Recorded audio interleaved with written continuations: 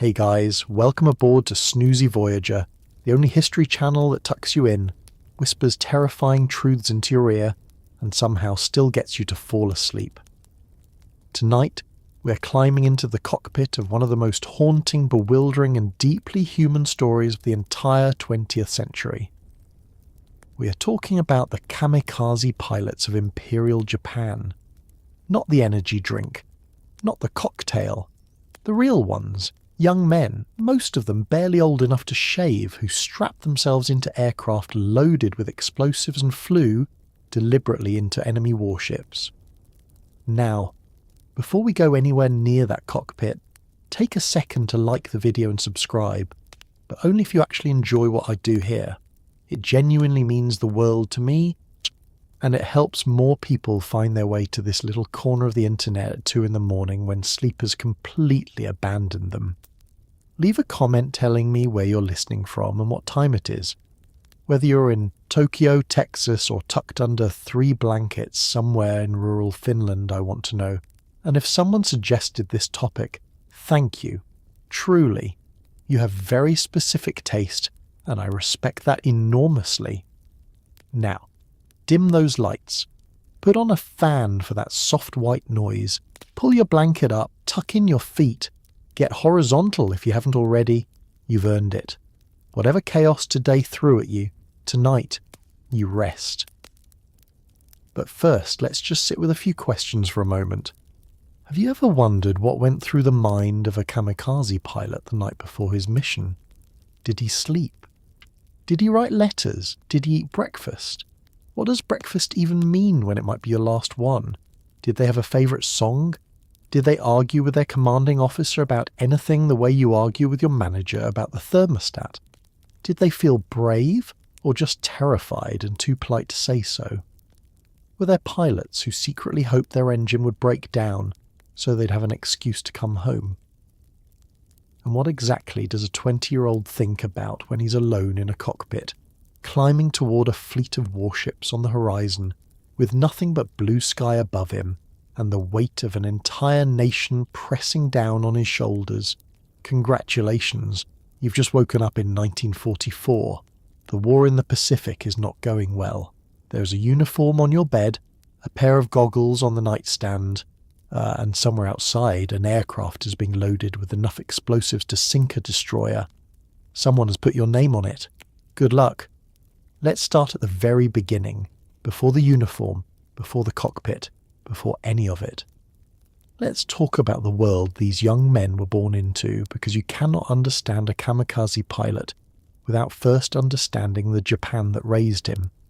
You grew up in a country where the emperor was not merely a head of state.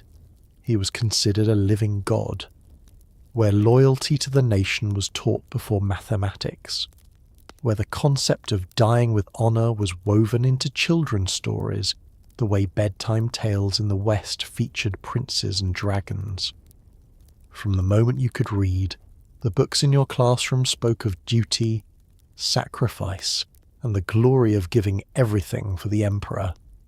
Modern Japan has children's anime and video game consoles.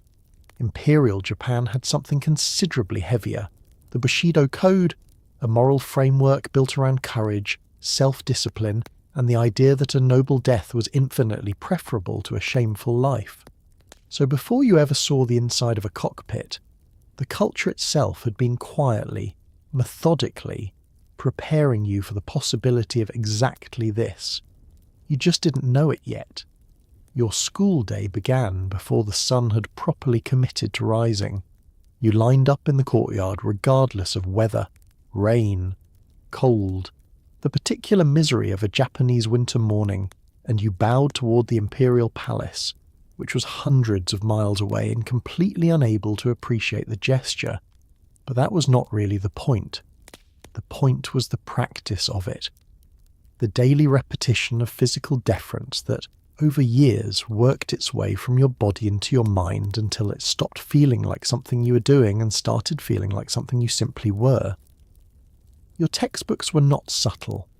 They featured stories of soldiers who had died gloriously, of mothers who wept with pride rather than grief when they received the news, They did not feature stories of soldiers who had come home and had opinions about it. At home, things were not significantly lighter. Your father, if he was present, if the army had not already taken him, was a man shaped by the same forces that were now shaping you. Silence at the dinner table was not absence, it was authority. You did not talk back. You did not complain. Complaining, in the Japan of this era, was roughly equivalent to announcing that you had personally disappointed the emperor, which was not a thing a person said out loud. Your mother worked. Everyone worked. The economy of wartime Japan had a specific gravity that pulled everything and everyone toward the centre of the national project, and the national project was not interested in your individual feelings about it. And yet, and this is the part that gets lost sometimes in the weight of all the ideology, there was also joy. There were festivals and rice cakes and the particular pleasure of a good summer evening with friends. There were baseball games, which Japan had adopted from America with an enthusiasm that the two countries' subsequent political relationship would find awkward to explain. There were jokes, and bad ones, and the specific delight of a terrible pun landing perfectly. You were not miserable every single day. You were a child, and children find ways to be children even inside the most demanding of systems. But underneath everything, always, was the lesson.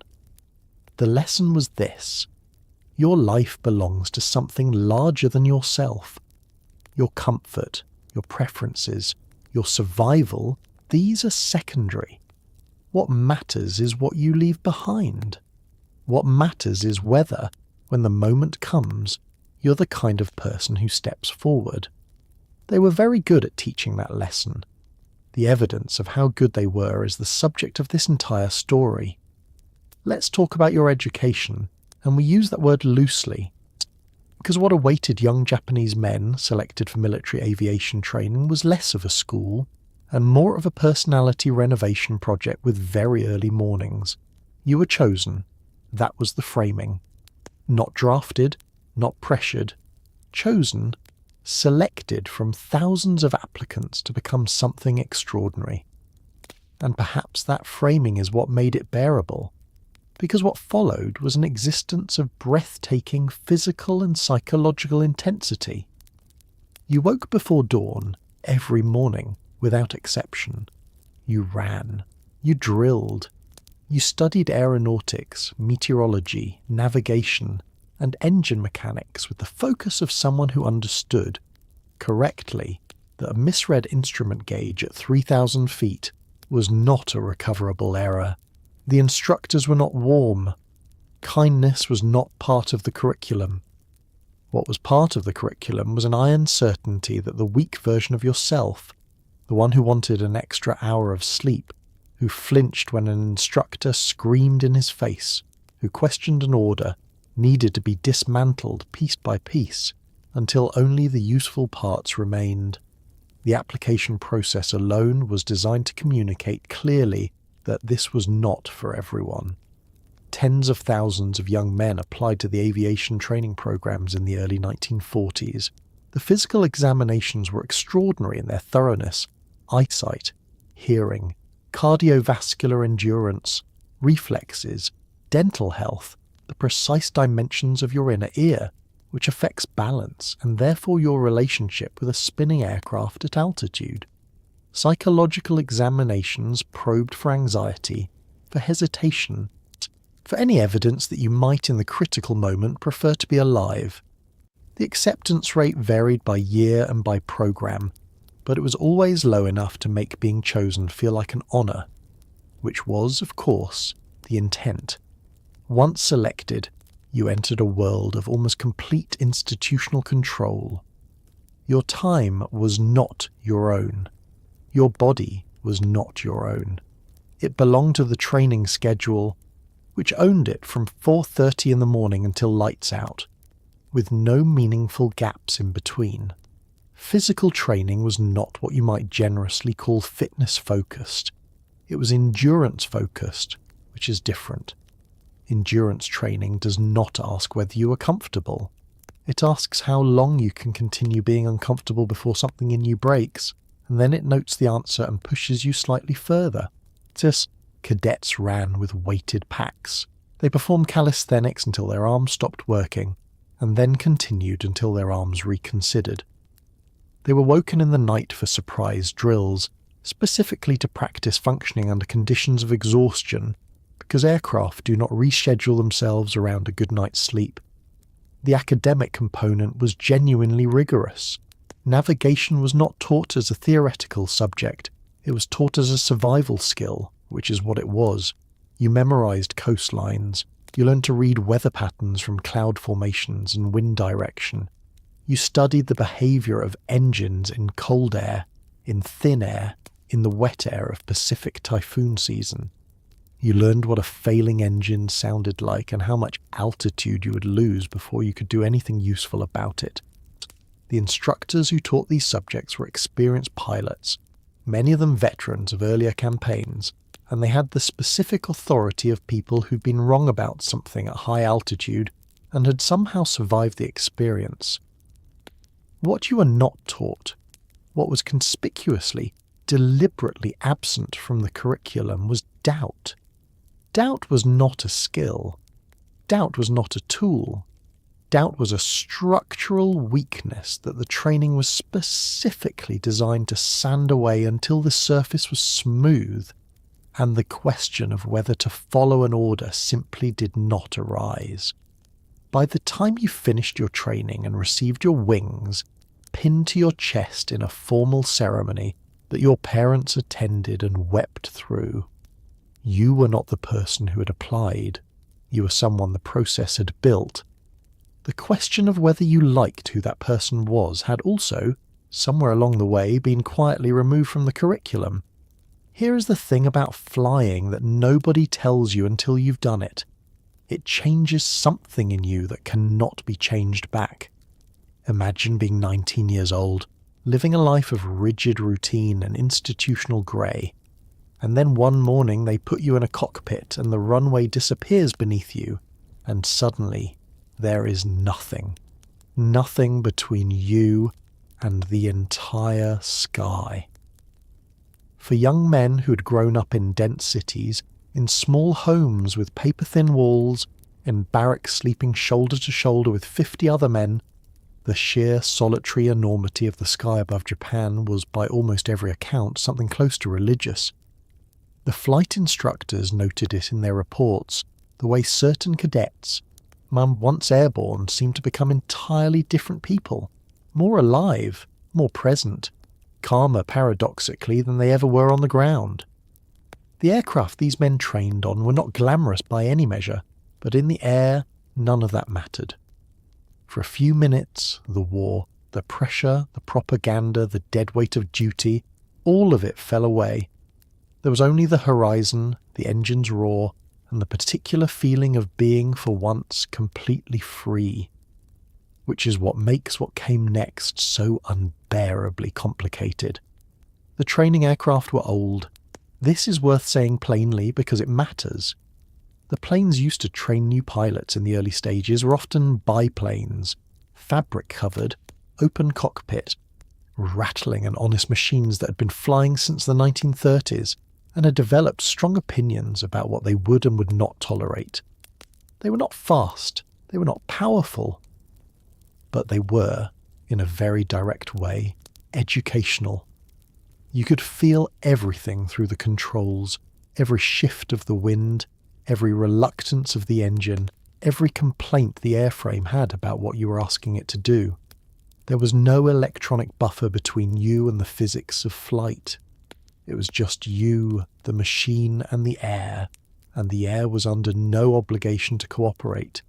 Your first solo flight arrived after weeks of dual instruction, sitting in the front seat while an instructor in the rear seat managed with admirable restraint to not grab the controls every time you made a mistake. The day your instructor climbed out of the back seat, told you to take it around once and walked away, that day had a quality that survivors describe consistently across decades of interviews in almost the same words. The cockpit suddenly felt enormous. The engine, which had always been loud, became the only sound in the world. You taxied to the runway end, and you sat there for a moment in which the entire dust of your life arranged itself into two distinct categories, before this and after. The takeoff was not smooth. First solos rarely are. But you were airborne, and once you were airborne, something happened that nobody had warned you about. The ground, and everything on it, became very small and very quiet, and very far away. The base was a pattern of rooftops and runways. The surrounding countryside was green and still. The sky was enormous. Specifically, unambiguously, incomprehensibly enormous, and you were in it. Which was a fact about your life that felt, in that moment, almost too large to hold. Many pilots, writing later, describe the sensation of their first solo flight as the moment they understood, for the first time, why they had been chosen. Not because they felt powerful, because they felt paradoxically small in a way that was entirely comfortable. The sky did not care about the war. It didn't care about the emperor or the training schedule or the examination results. It was simply there, vast, impersonal, and extraordinarily beautiful, and you were in it, and for the length of one circuit of a small airfield in the Japanese countryside, that was enough. It is almost certainly not a coincidence that the men who were later asked to turn flying into a weapon were, to a person, people who had first experienced flying as the only freedom they had ever known. The cruelty of that particular irony requires no further elaboration. It simply sits there, patient and enormous, like the sky itself. Let's talk about the meeting where someone first said, out loud, "What if we flew the planes directly into the ships?" And everyone in the room nodded. Because that meeting happened. It happened in the autumn of 1944, and it is one of the more extraordinary moments in the history of military strategy, for reasons that are equal parts tragic and baffling. By late 1944, Japan's situation in the Pacific was, to use a technical term, catastrophic. The Imperial Navy had suffered devastating losses. Experienced pilots, the best ones, the veterans who had trained for years and could hit a moving target from altitude in poor visibility, were gone, dead, and the planes replacing them were being flown by young men with sometimes as little as 40 hours of total flight time. 40 hours! For context, that is roughly the amount of time it takes to drive across the United States and back. The strategy of conventional attack was producing diminishing returns at enormous cost. And so Vice Admiral Takijiro Onishi, a man who reportedly wept when he gave the order, proposed the unthinkable, a special attack unit, the Tokubetsu Kogeki Tai, pilots who would not return because return was never the plan. The meeting in which this was debated was not the cinematic scene you might imagine. Jail.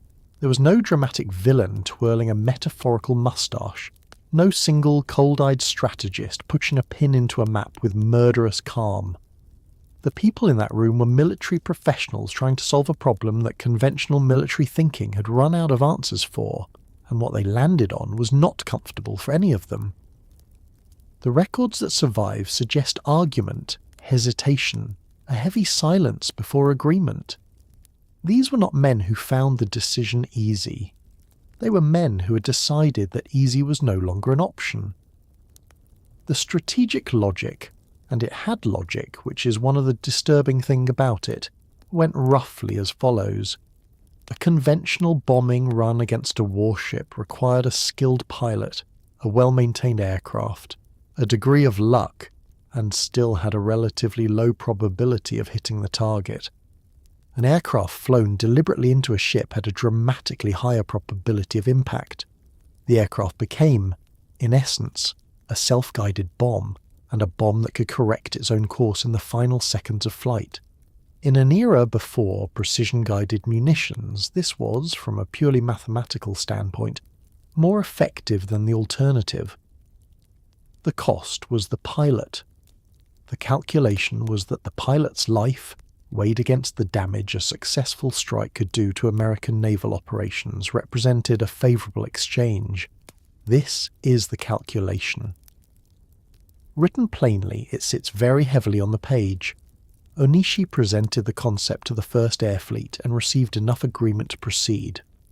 The first Special Attack Unit was organised on October 19, 1944, and named the Shikishima Unit, a poetic name drawn from classical Japanese verse.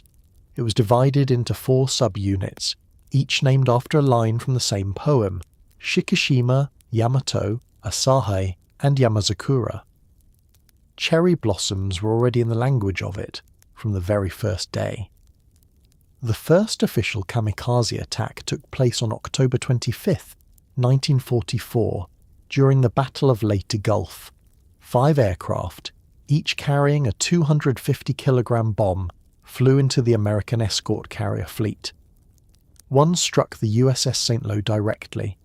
The resulting fires reached the ammunition magazine. The ship sank in under 30 minutes. It was the first warship in history to be sunk by a deliberate suicide attack. The men in that meeting had their answer. The program expanded rapidly from that point, and the question of whether it should have begun was replaced, as questions often are in wartime, by the more immediate question of what to do next. The word kamikaze, you've heard it, you know it, you probably ordered it as a cocktail at some point, but let's talk about where it actually came from, because the origin is genuinely extraordinary and says something important about how the Japanese military wanted these young men to see themselves.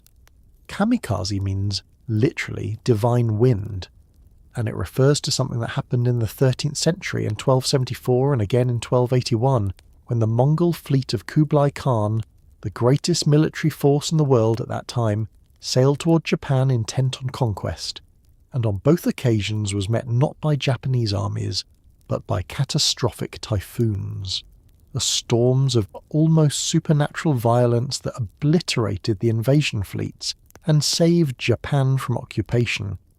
The Japanese of the 13th century believed these storms were sent by the gods, divine intervention, a wind dispatched by heaven to protect the nation at its darkest hour. And so, in 1944, when the military commanders gave their new special attack pilots this name, the message was deliberate and precise.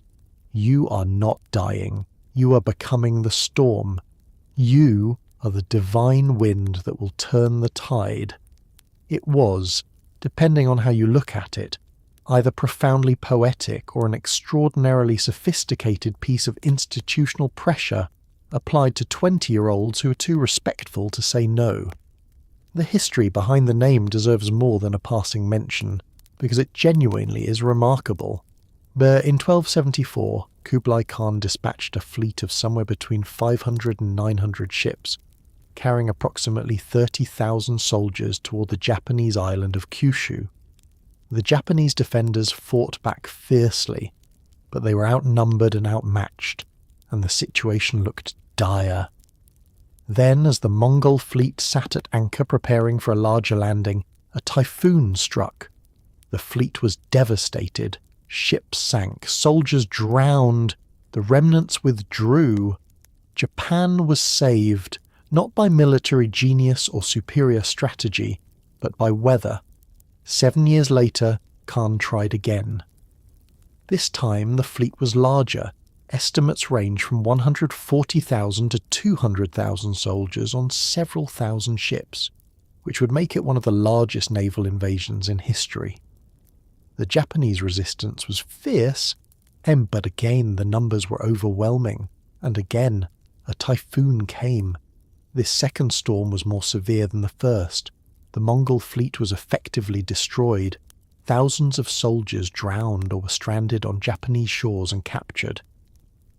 The invasion was over before it properly began. Japan was, for the second time in less than a decade, saved by a storm that seemed to arrive precisely when it was needed. Whether divine agency was involved is a theological question that falls outside the scope of this particular bedtime story. What is relevant is what the Japanese made of it, the interpretation that accumulated over centuries, that Japan was a protected land, that the gods would intervene at the darkest moment, that the nation had a kind of cosmic exemption from conquest. This belief was not peripheral to Japanese culture, it was central to it. And in 1944, when the military reached for a name for its special attack pilots, this was the tradition they were reaching into. The pilots who were told they were the divine wind were also, implicitly, being told that they were the answer to a prayer that history had already proven would be heard. They were not being asked to die uselessly.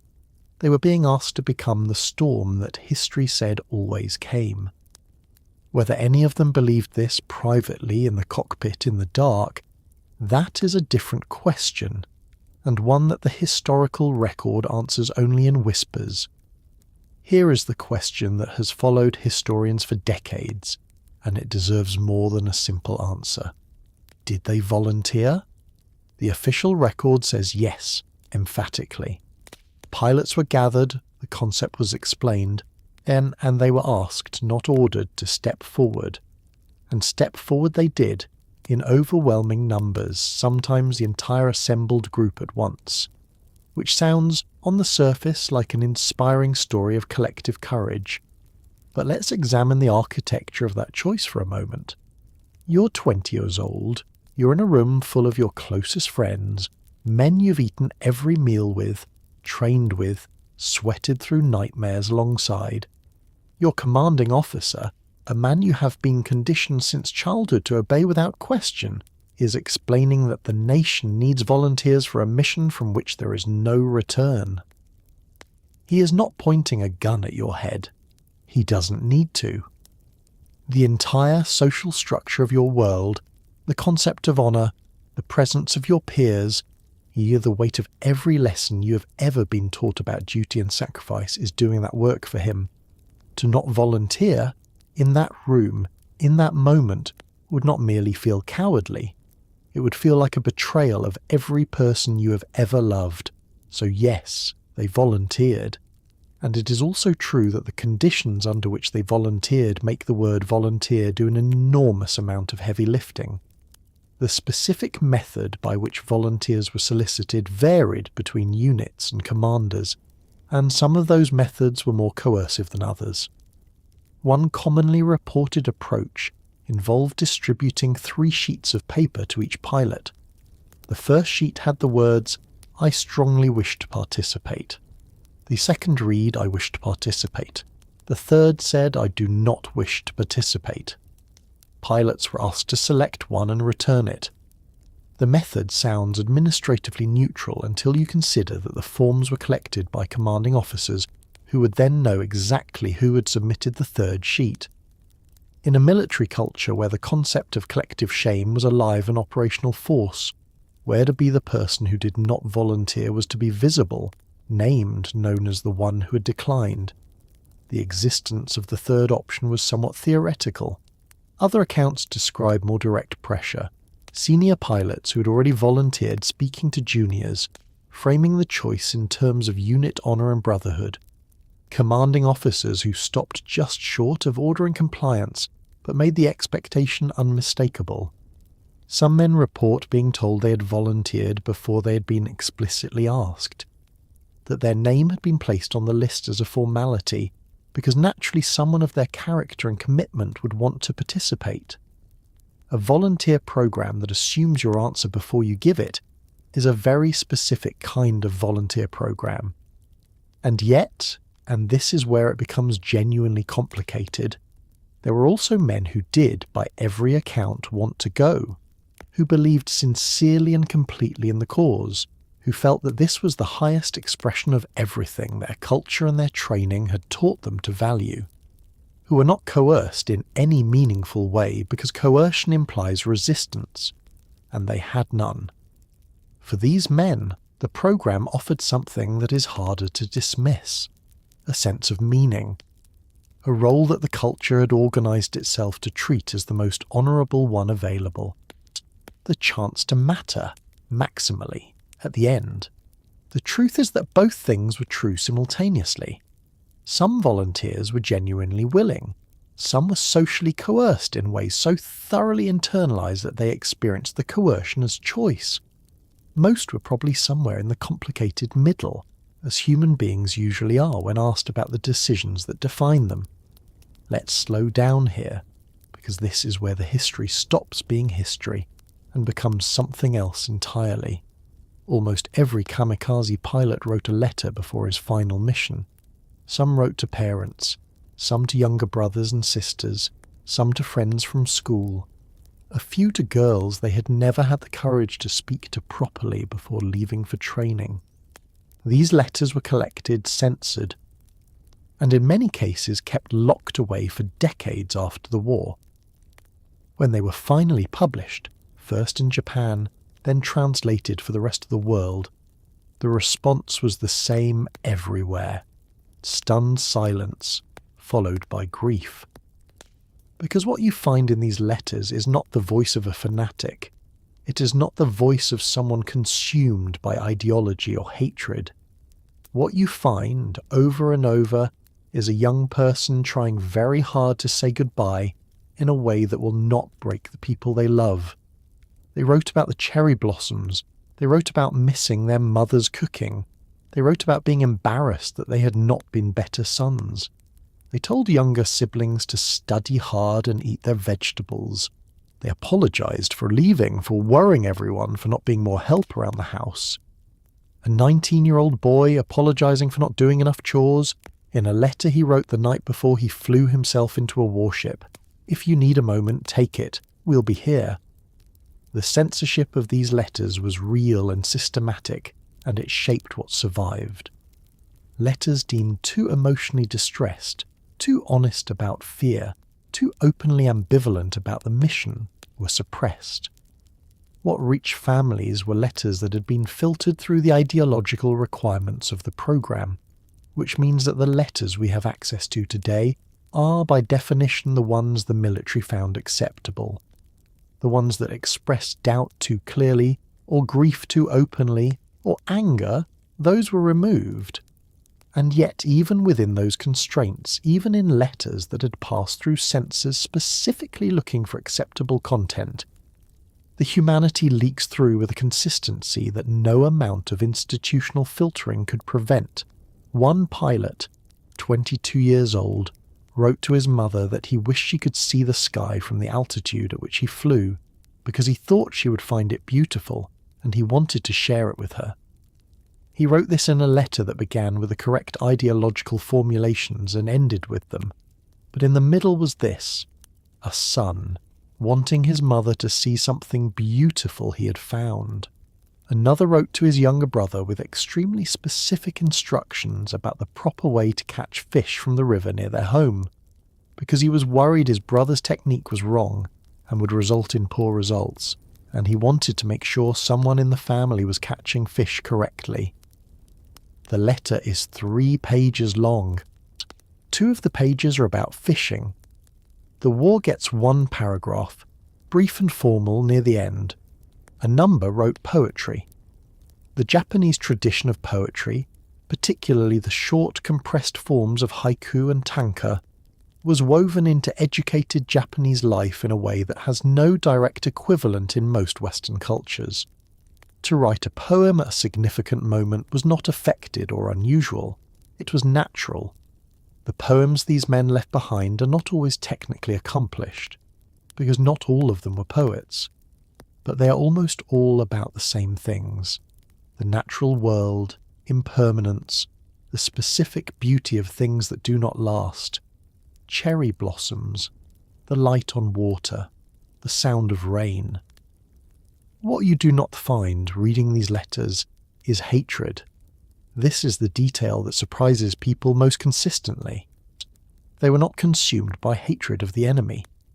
They were consumed by love of the people they were leaving. The difference matters. The morning of a kamikaze mission was not treated as an ordinary morning, and the rituals surrounding it tell you a great deal about how the Japanese military tried to frame what was about to happen. You woke, if you slept at all, and you dressed. The uniform was clean, pressed. This mattered. A clean uniform for a final mission was not vanity. It was a statement about dignity, about meeting death as a representative of something larger than yourself. Around your head, you tied a hachimaki, a white headband, often inscribed with a rising sun or a personal motto. The hachimaki had roots stretching back to samurai tradition. It represented focus, determination, clarity of purpose. It was the physical equivalent of tying your mind down so it couldn't wander somewhere unhelpful at a critical moment. Before boarding, many pilots were offered a cup of sake, rice wine, in a small ceremonial toast. Not enough to impair, just enough to mark the moment as different from every other moment. Some units performed formal ceremonies at the airfield. Commanding officers gave speeches. There was sometimes music. Photographs were taken, which in retrospect is one of the more quietly devastating details. The careful, formal photographing of young men who were about to die, so that there would be proof afterward that they had been real. The hachimaki itself deserves a moment, because it is one of those objects whose full weight you can only appreciate when you understand its history. The tradition of wearing a headband before combat stretches back through Japanese history to the samurai era, and before that. It was worn by soldiers going into battle, by workers performing difficult physical labour, by athletes before competition. The act of tying it, the specific physical gesture of taking the cloth and binding it around your head, was understood as a moment of internal preparation. You were not just covering your forehead, you were making a declaration, to yourself more than to anyone watching, that you were ready. That the ordinary, uncertain, privately frightened version of yourself had been set aside, and the version required for what came next had taken its place. Some pilots decorated their hachimaki themselves in the days before the mission. They wrote characters that meant courage, or duty, or loyalty, and some wrote their family names. Some wrote the name of the place they came from, a town in Kyushu, a neighbourhood in Osaka, as if they wanted to carry a piece of home with them in a way that their luggage, which they would no longer need, could not accommodate. Some left the cloth plain and white, which in Japanese tradition is the colour of death, of the shroud, of endings. The white hachimaki on a Kamikaze Pilot was not an accident of laundry availability. The sake toast was brief, a small cup, raised, drunk. The commanding officer spoke. The words were, by multiple accounts, not always the grand ideological declarations you might expect. Some commanders were formal and ceremonial, others, particularly as the program wore on, and the faces at these ceremonies became very young, and the ceremonies became very frequent, or said things that were shorter and quieter. One surviving account describes a base commander who told his pilots simply that they had been good pilots and good men, and that he was grateful to have known them. Then he sat down. That was all. Sometimes the shortest thing is the only thing that fits. The photographs taken at these ceremonies are now some of the most viewed images of the Pacific War. Young men in clean uniforms, white headbands, often smiling. The smiles are the detail people ask about most. They're real smiles, not performance, not forced. What produced them was probably a combination of things. The presence of a camera, which tends to produce smiles regardless of circumstance. The relief, perhaps, that the waiting was over. The warmth of standing with friends, and possibly something harder to name.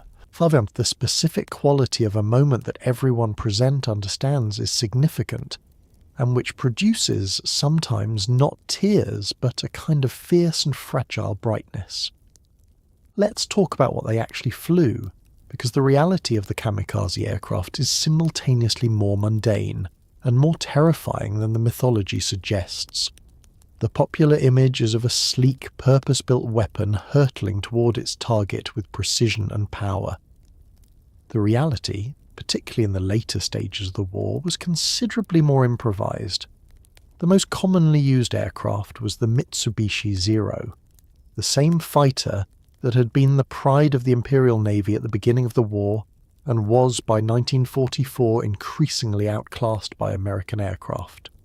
Older, slower, frequently in poor repair, these planes were stripped of unnecessary weight, ammunition for the guns, excess fuel, and fitted with a large bomb, usually between 250 and 500 kilograms, fixed to the underframe.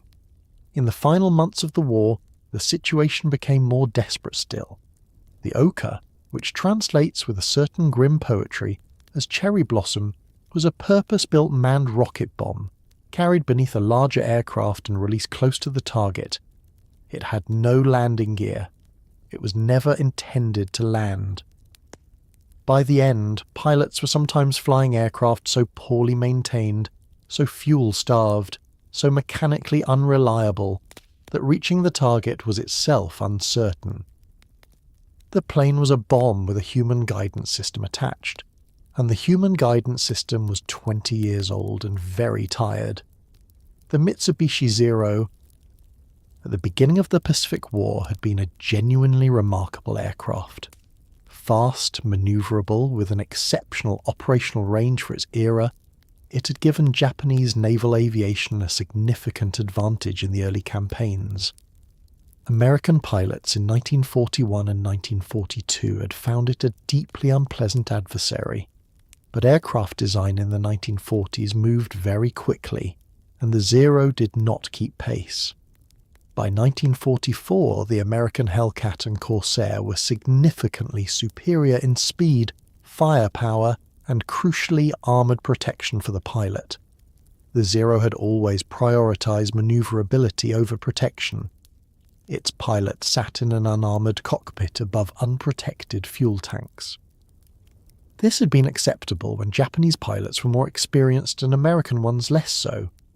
It became catastrophic when those conditions reversed.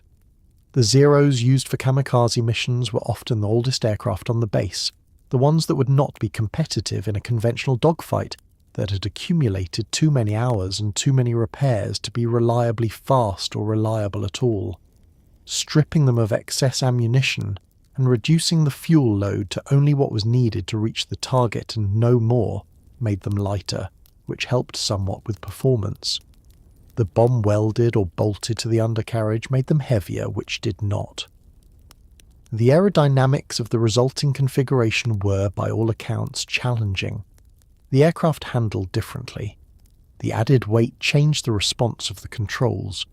Pilots who flew the missions described, in debriefings that were sometimes conducted in the hours before departure, when the mission was being explained rather than reported on, a need to compensate continuously to fly the plane slightly differently than their training had prepared them for. This is the detail that tends to land quietly and stay.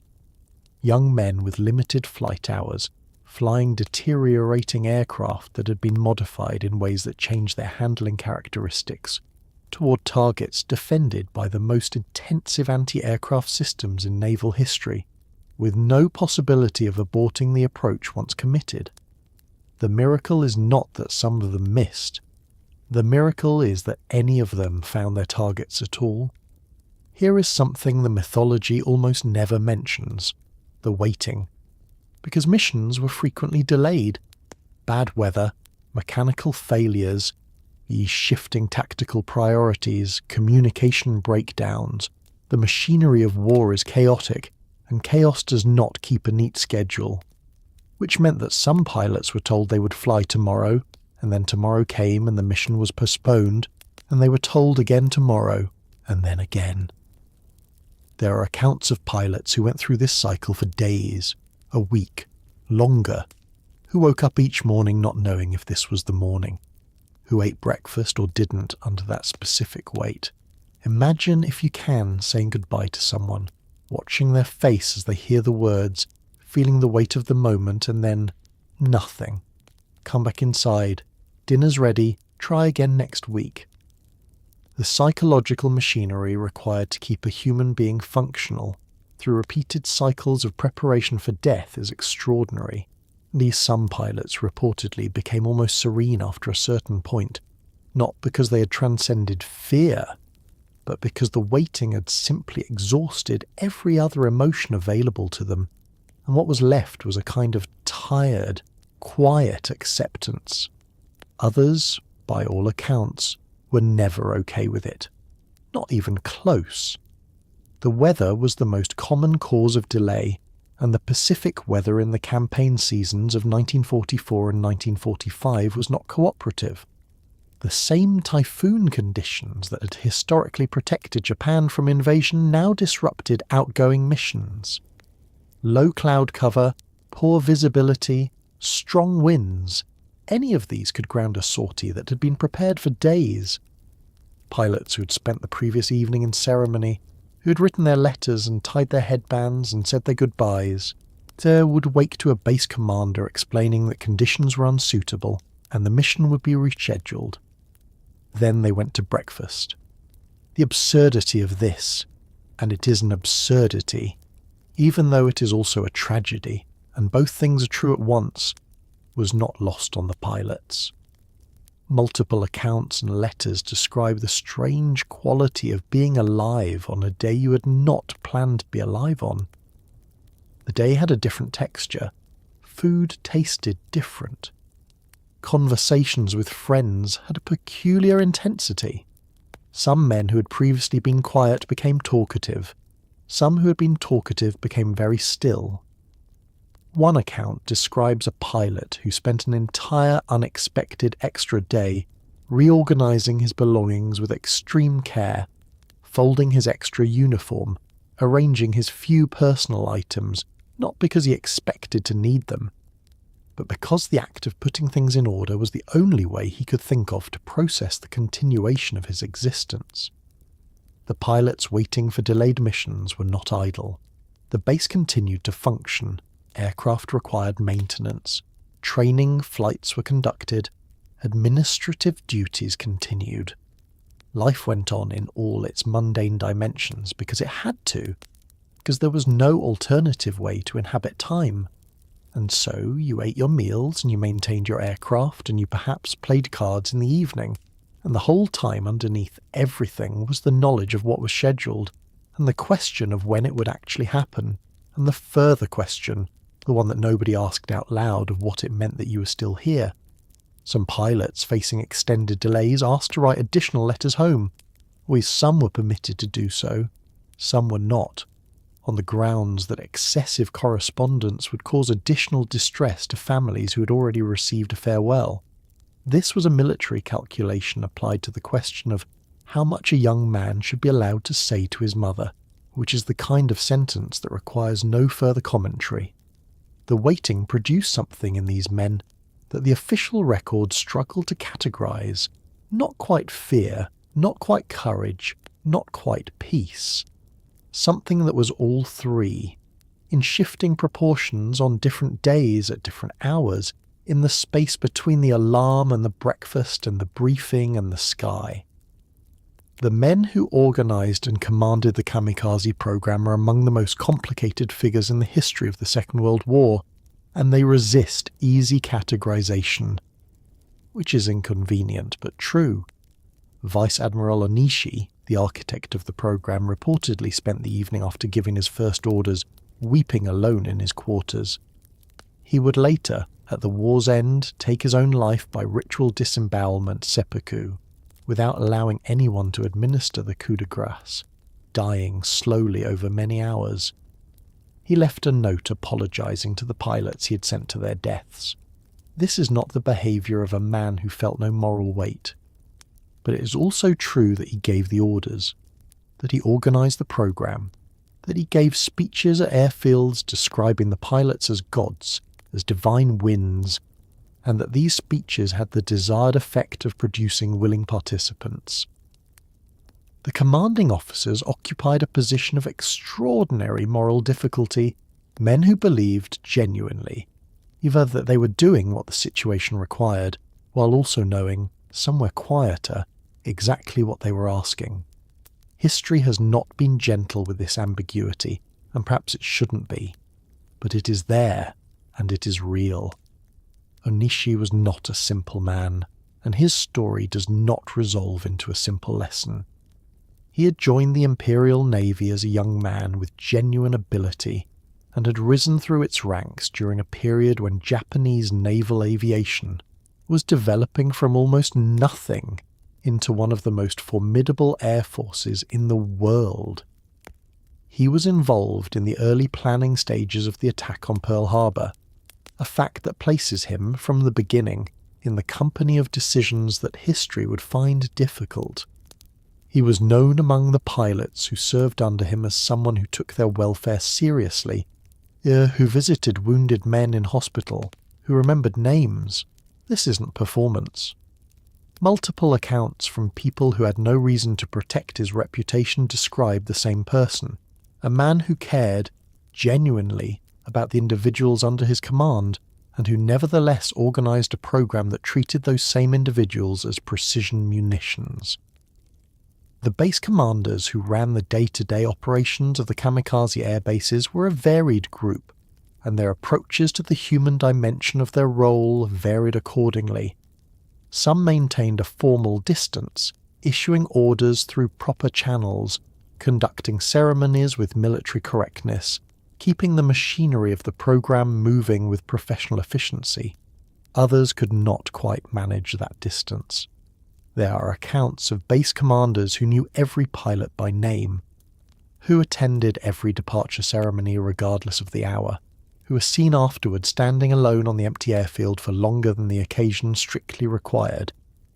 One commander reportedly kept a private record, not official, not for any military purpose, of every pilot who departed from his base. Names, ages, hometown, nothing else, just the record, kept in a personal notebook of who had been there. The moral architecture of following orders is one of the 20th century's most exhaustively examined subjects, and the kamikaze commanders have their place in that examination. They were not operating outside their culture's ethical framework. They were operating precisely within it, a framework that had been constructed over centuries to produce exactly this kind of decision, made by exactly this kind of man, in exactly this kind of circumstance. The framework was wrong in ways that the post-war world would spend decades articulating, but the men inside it were not simply villains. They were people who had been shaped, as all people are shaped, by the world that made them, and who made choices that the world they had been shaped by told them were correct. That this explanation is true does not make it comfortable. It was never meant to be comfortable. History rarely is, when you look at it honestly. Now let's flip the cockpit and look at the ocean from the deck of an American warship, because the kamikaze campaign did not happen in a vacuum, and the other half of this story belongs to the sailors and officers who watched it coming from below. The United States Navy, by 1944, was the most powerful maritime force in the history of warfare, and it was terrified. Not of the Japanese fleet in any conventional sense, because by that point the conventional naval war was largely settled. It was terrified of this, of aircraft that did not pull up.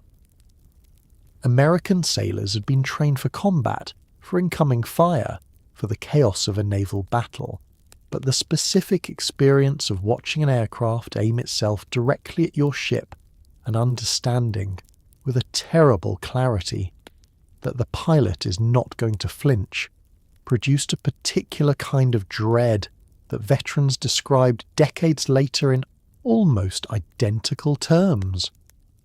Radar operators watching the slow-moving blips on their screens, gunners firing everything they had and watching some of them keep coming anyway.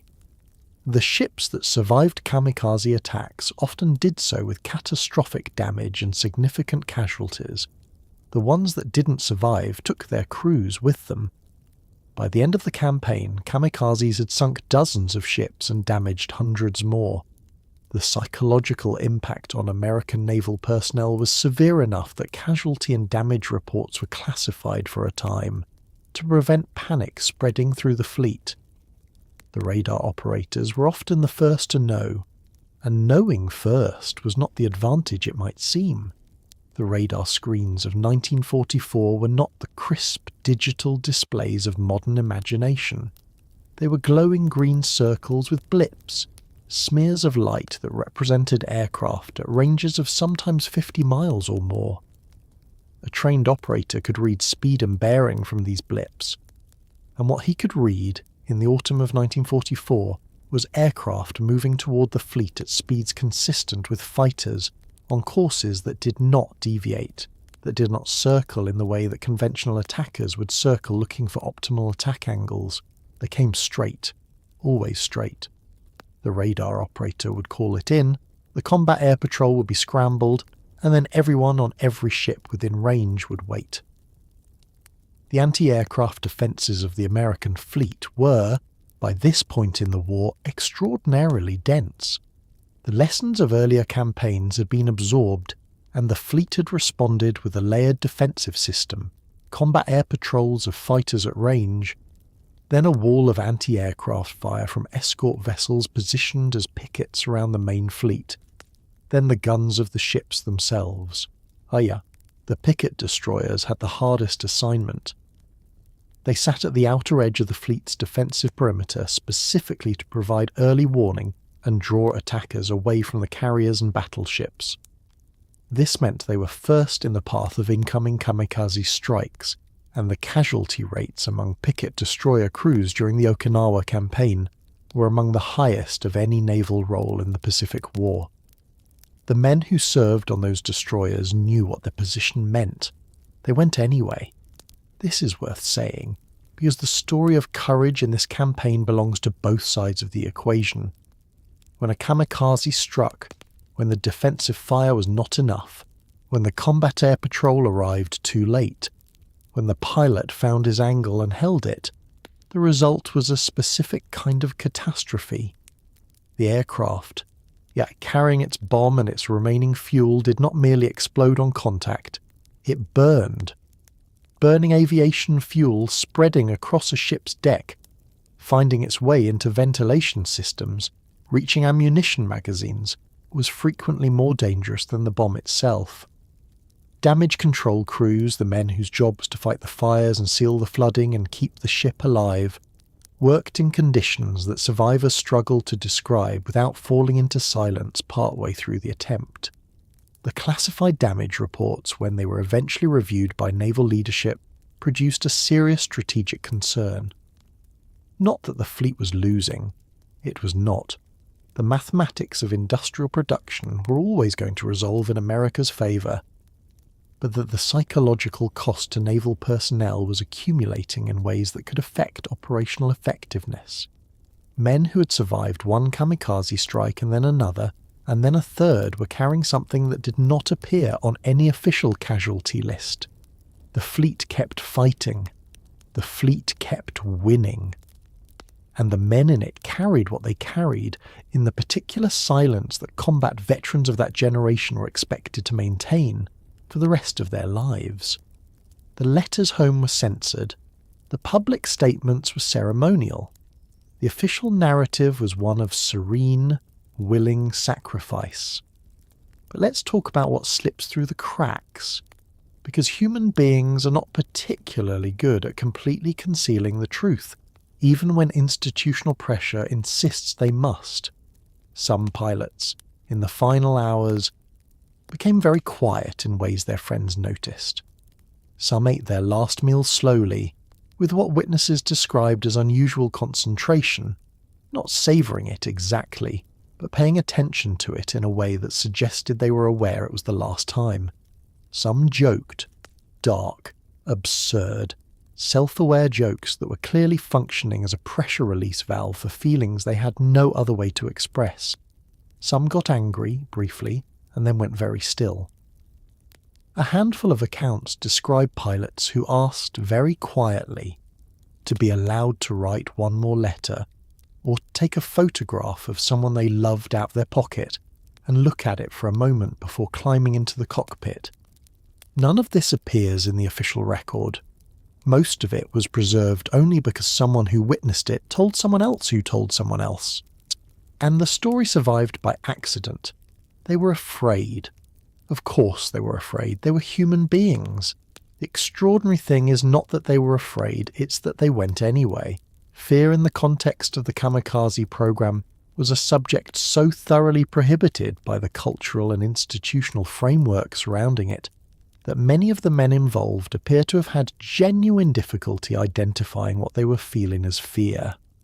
The training had been so effective, the cultural conditioning so complete, that the physiological symptoms of fear, the elevated heart rate, the sleeplessness, the loss of appetite, the heightened attention to ordinary sensory details, were interpreted through a different vocabulary. Readiness, clarity, heightened awareness, the feeling of standing at the threshold of something important. If these were the available words, and they did real work, and they were not entirely wrong, but underneath them by every human measure was fear. The body knew, even when the mind had been trained to call it something else. The jokes were real, and they were dark, and they were reported by survivors with a consistency that suggests they were a genuine feature of the culture within these units rather than isolated incidents. Pilots made jokes about the quality of the aircraft they had been assigned, about the accuracy of the intelligence regarding the fleet's position, about whether the Americans would at least have the decency to be surprised, about what their commanding officer would write in their official record, given that the record would never be reviewed for promotion purposes. This humour was not performed for an audience.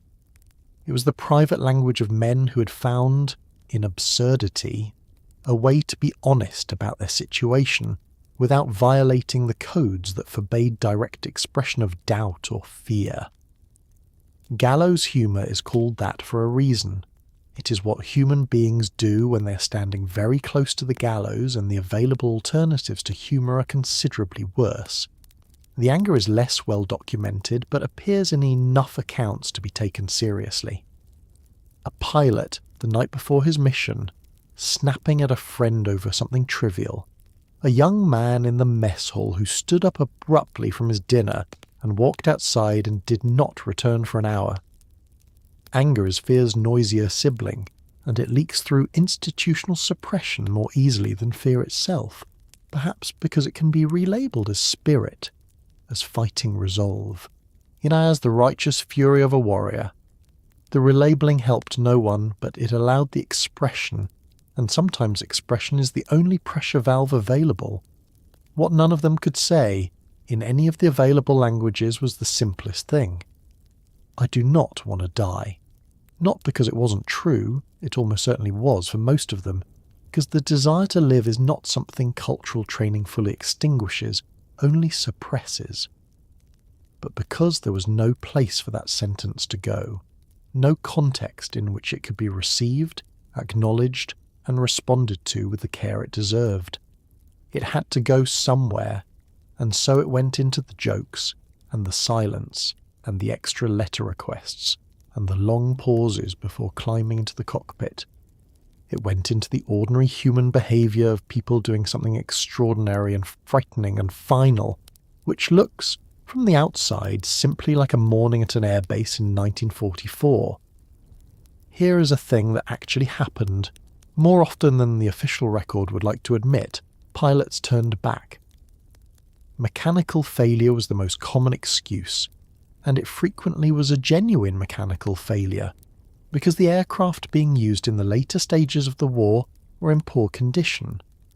But there were also pilots who returned to base without having completed their mission, for reasons that were harder to explain, or that they explained in ways that were not entirely convincing.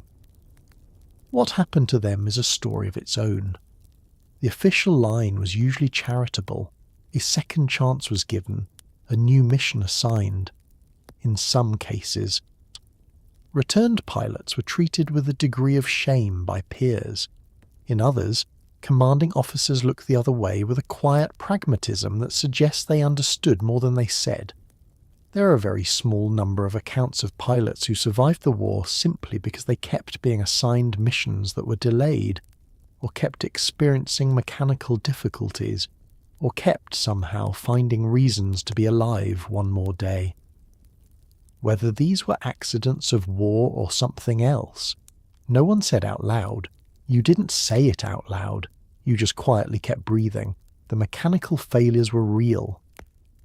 This cannot be overstated because the temptation of retrospective narrative is to find human agency in every returned aircraft and read it as covert resistance. The truth is less dramatically organised. The aircraft available to kamikaze units in 1944 and particularly in 1945 were frequently in genuinely poor condition, poorly maintained, cannibalised for parts, running on low-quality fuel, held together by the institutional determination to keep them operational, rather than by any robust physical integrity. Engines failed on takeoff, oil systems developed leaks at altitude, hydraulic failures made aircraft uncontrollable. Navigation instruments malfunctioned in ways that left pilots genuinely unable to locate the fleet. These things happened with a regularity that the maintenance records, where they survive, confirm. A returned pilot explaining a mechanical failure was not automatically lying. He was often simply accurately describing the state of Japanese aviation infrastructure in the final year of the war. But some returned for other reasons, and the variety of those reasons reflects the full range of human response to an impossible situation.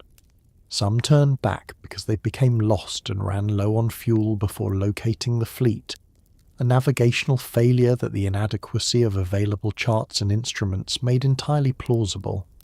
Some turned back because weather conditions deteriorated to the point of genuine impossibility. Some turned back and reported mechanical failures that subsequent inspection either confirmed or could not definitively disprove. The ambiguity was, in some cases, protected by commanding officers who had made a private calculation that a pilot who returned once and was reassigned would eventually complete his mission, and that making a formal incident of the return would accomplish nothing useful and would damage unit morale. The social experience of a returned pilot was intensely dependent on context, on the specific unit, the specific commanding officer, the specific relationships involved. In some units, a man who returned was met with concerned inquiry about what had gone wrong, given time to recover, and scheduled for the next available mission without ceremony. In others, the atmosphere was harder. Men who had already departed and not returned were present in the empty spaces at the meal table in the unoccupied hammock, in the silence that replaced a specific voice that had been there yesterday. To return into that silence, to occupy space that others had vacated permanently, carried a social weight that official policy could not fully neutralize. The men who survived the entire war through the accumulation of delays and rescheduled missions and mechanical returns are among the most quietly extraordinary figures of the campaign. They did not make dramatic choices. They did not dramatically refuse. They simply remained alive through a combination of circumstances, some accidental, some perhaps not entirely, and then the war ended and they were still there. What they made of that survival, privately, in the decades that followed, is largely unrecorded. They were not the story anyone was looking to tell, but they lived, and living, after all of that, was its own complex achievement. The Kamikaze program was not merely a military strategy. It was a media event, carefully managed, expertly produced, and distributed to the Japanese public with the specific goal of making the deliberate deaths of young men feel not only acceptable but beautiful. Newspapers ran photographs. Radio broadcasts described attacks in language that was almost liturgical, the language of transcendence, of sacrifice, of young men becoming eternal. Official artists were commissioned to produce paintings of the pilots, serene, noble, ascending. Cherry blossoms featured heavily, because the cherry blossom, beautiful, brief, falling at the peak of its beauty, was already a cultural symbol for the noble short life, and the propaganda apparatus reached for it with both hands and did not let go. Poets wrote verse. Schoolchildren were taught that the pilots were heroes of the highest order. Mothers of kamikaze pilots were publicly honoured. The effect on civilian morale was, by several accounts, significant. The stories were genuinely moving, because the men they described were genuinely real and genuinely young and genuinely dead. What the propaganda did not include was the casualty figures, the damage assessments, the mounting evidence that the program was not in fact turning the tide of the war. The machinery of Japanese wartime propaganda was, by 1944, a well-developed institution with dedicated personnel, established distribution networks, and a clear understanding of what messages it needed the population to receive, and in what emotional register those messages should be delivered.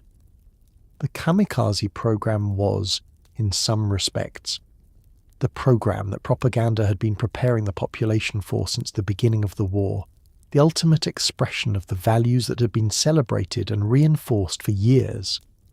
Self-sacrifice for the nation, loyalty beyond personal interest, the beauty of the noble death. These were not new themes. They were the culmination of existing ones, which meant that the propaganda did not need to introduce new ideas.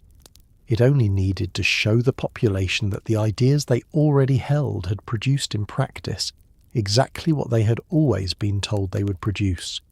Young men of surpassing courage and purity, rising to meet the nation's need.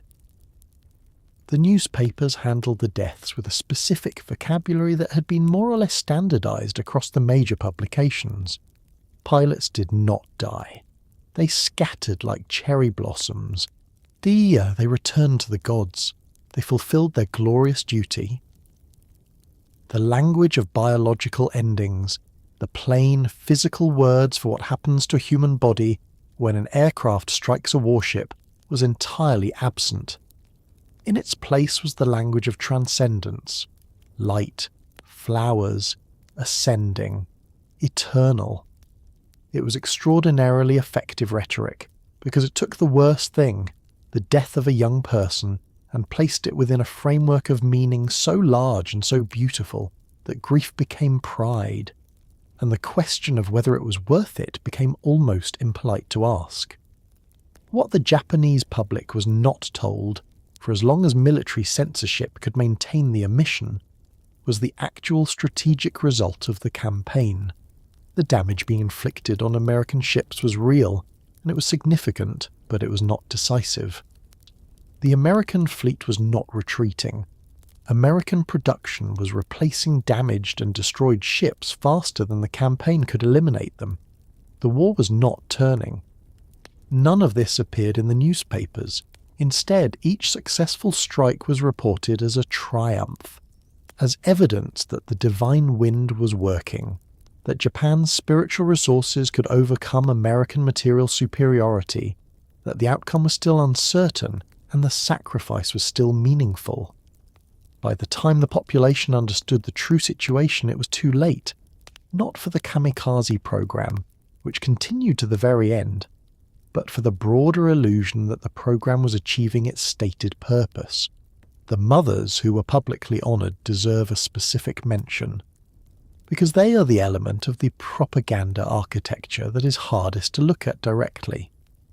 Women who had received notification of their son's death in a kamikaze mission were invited to ceremonies, photographed accepting awards on their son's behalf, quoted in newspapers as expressing gratitude for the honour of having raised such a son. Whether any of them actually felt what the newspapers said they felt is a question the newspapers were not designed to investigate. What is documented, in private letters and diaries that surfaced decades later, is grief of a depth that the public ceremonies did not remotely capture. The ordinary, devastating, irreplaceable grief of a mother who had lost her child. The propaganda gave it a frame. The frame did not make it smaller. War, even in its most solemn dimensions, is not immune to the particular chaos of ordinary human error, and the Kamikaze program was no exception. There were missions that failed not because of American defensive fire, but because of engine trouble on takeoff. Pilots who became lost in cloud cover and ran out of fuel before reaching the fleet. Attacks misdirected onto the wrong ships by navigation errors. bombs that failed to detonate on impact, leaving a crashed aircraft embedded in a ship's deck, but the warhead stubbornly intact. There were at least 2 documented cases of kamikaze pilots who survived their own attacks, thrown clear by an explosion or pulled from the water by American sailors, an outcome that was not covered by any contingency in their training, and which left everyone involved deeply uncertain about what to do next. One such pilot, he pulled aboard an American ship and given medical treatment, reportedly wept, not from gratitude or relief, but from something much harder to name. He had prepared himself entirely for one outcome. The other one had not been part of the arrangement. The engine failures on takeoff were, in retrospect, almost inevitable given the condition of the aircraft being used. A Zero or similar aircraft that had accumulated significant hours, been maintained with limited parts and qualified personnel, fueled with aviation fuel of inconsistent quality, and then asked to carry an asymmetrical external bomb load that altered its weight distribution, and handling was already being asked to do quite a lot. Adding the requirement that it perform this successfully on what might be its first flight in days, because missions were often held on standby, aircraft sitting on the ground in weather that was too poor for the sortie to proceed, and the probability of mechanical failure was not negligible. Pilots who experienced engine trouble immediately after takeoff and survived the forced landing had the specific experience of having the machinery of their own death malfunction, which is not a category of experience that has a great deal of established emotional vocabulary. The navigational failures were equally plausible and equally human. The Pacific Ocean is large in a way that maps do not adequately communicate. Charts of the period were often imprecise. The fleet's position was reported through intelligence channels that were not always timely or accurate, and the fleet moved. A pilot flying toward a reported position and finding empty ocean, then flying search patterns until his fuel situation became critical, was not failing due to any deficiency of courage. He was operating at the intersection of human navigation technology and an extremely large body of water, which has always been a difficult intersection to manage. Some of these pilots found their way back to base. Some ran out of fuel and went into the sea, dying neither heroically nor ignominiously, but simply disappearing into the Pacific in a way that the official record found difficult to classify. The dud bombs deserve their own moment. The bomb fitted to a kamikaze aircraft was obviously expected to detonate on impact. This was the operational requirement around which the entire program was organized. But bombs are mechanical devices, and mechanical devices fail, and the bombs available to the Japanese military in the final year of the war were not always manufactured under conditions of optimal quality control.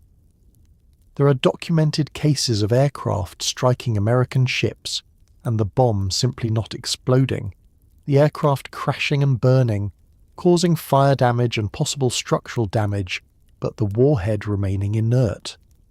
American damage control crews dealing with a crashed and burning aircraft embedded in their ship's superstructure would eventually locate an intact bomb and then experience a specific kind of operational complexity that their training had covered in general terms but not, perhaps, in sufficient specific detail to be fully adequate to the situation. The 2 documented cases of pilots surviving their own attacks sit at the far edge of the statistical distribution of outcomes. And they illuminate with unintended clarity the degree to which the program's planners had simply not modelled survival as a possibility worth contingency planning for. What do you do with a kamikaze pilot pulled from the ocean by the crew of the ship he just attempted to sink? The American sailors who faced this question answered it, on at least one occasion, with medical treatment and humane handling, which is either an inspiring testament to human decency or a profoundly awkward operational situation, depending on which angle you approach it from. Probably both.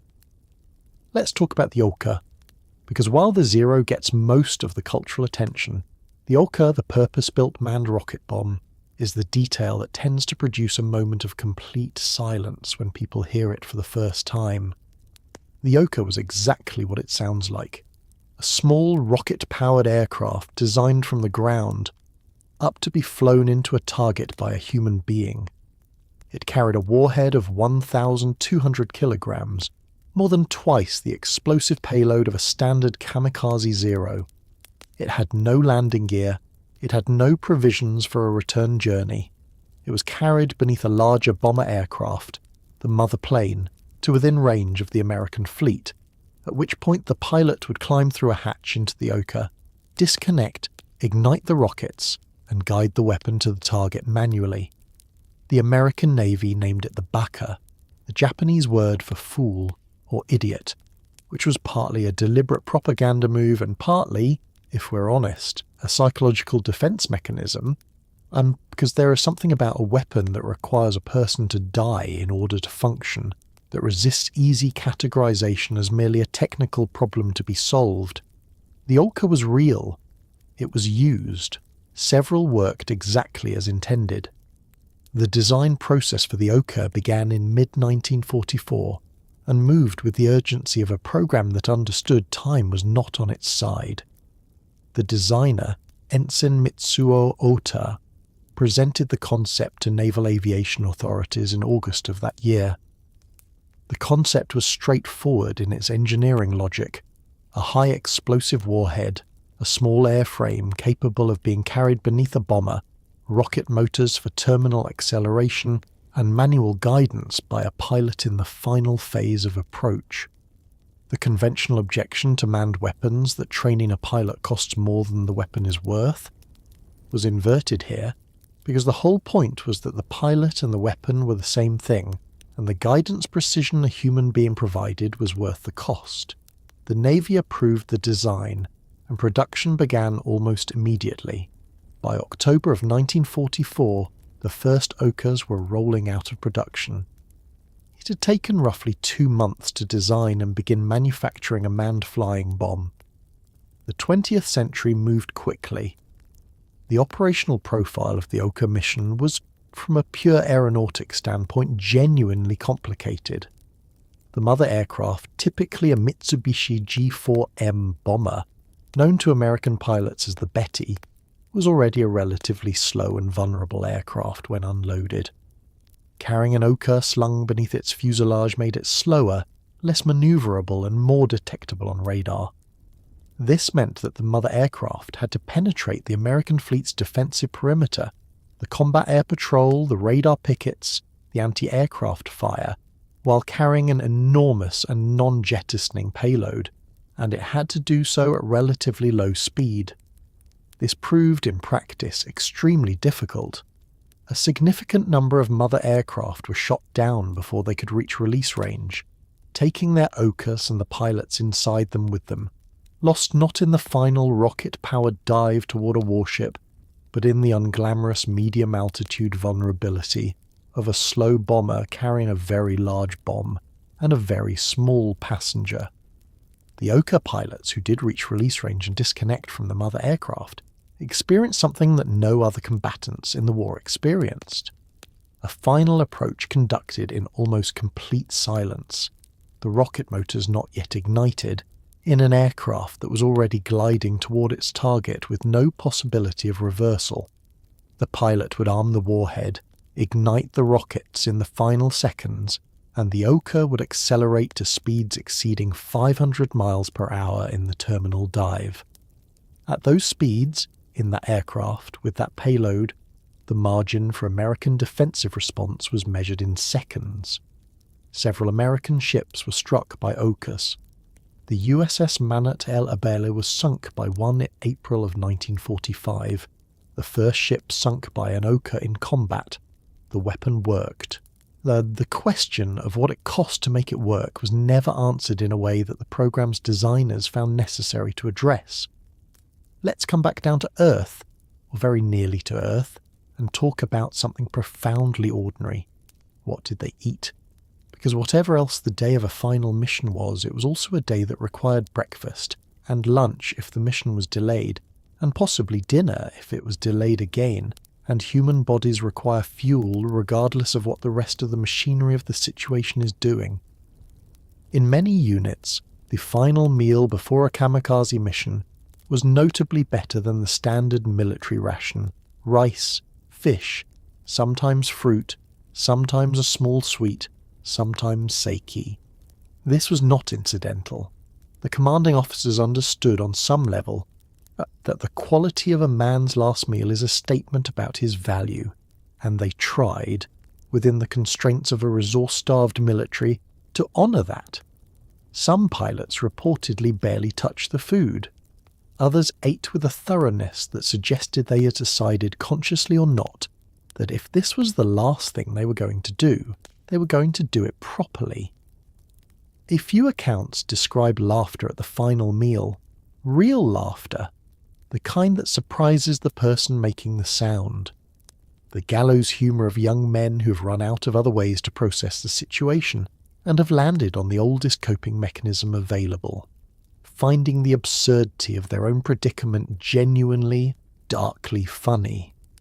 The standard military ration in Japan by 1944 was significantly diminished from what it had been at the beginning of the war. The supply chains supporting Japanese military operations were under sustained pressure from American submarine warfare, which had been systematically targeting merchant shipping with devastating effectiveness. Rice, the foundation of the Japanese diet, was available, but often in reduced quantities. Protein, fish, meat was more limited. Fresh vegetables were a luxury of proximity to shore. The men at forward air bases in the southern islands were eating a diet that was nutritionally adequate, barely, and gastronomically unremarkable consistently. Yet day after day of the same rations in the same quantities represents a specific kind of dietary monotony that anyone who has spent extended time in institutional food service will recognise immediately, even if the institutions and the circumstances were considerably different. The improvement for a final meal was therefore noticeable in a way that it might not have been in better supplied circumstances.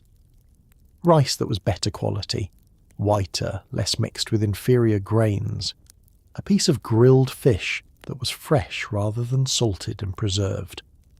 Occasionally in units where commanding officers had access to resources or had made specific arrangements, something genuinely special.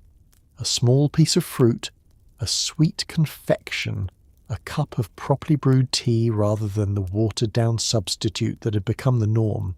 And these were not extravagances in any absolute sense. By the standards of a peacetime Japanese meal, they would have been ordinary.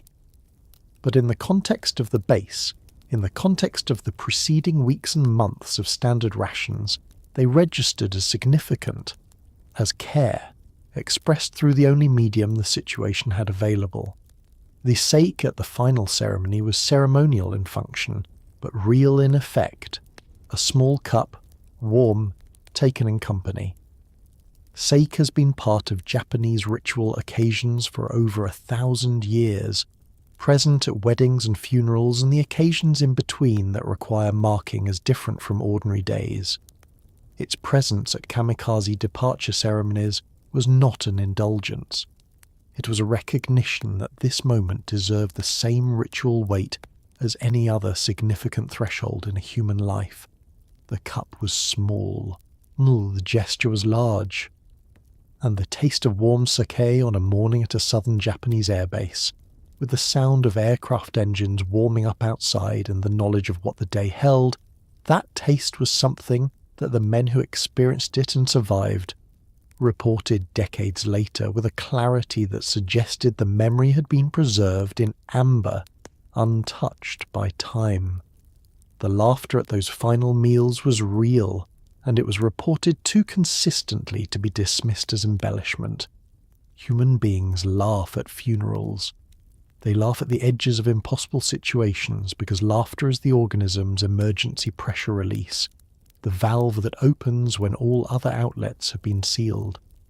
The jokes that circulated at final meals were, by all accounts, terrible, deliberately terrible.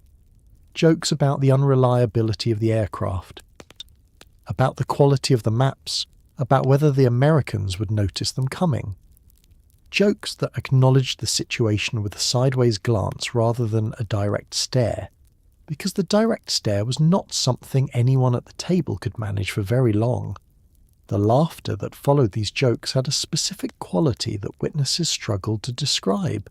Not quite genuine, not quite performed, but something in between.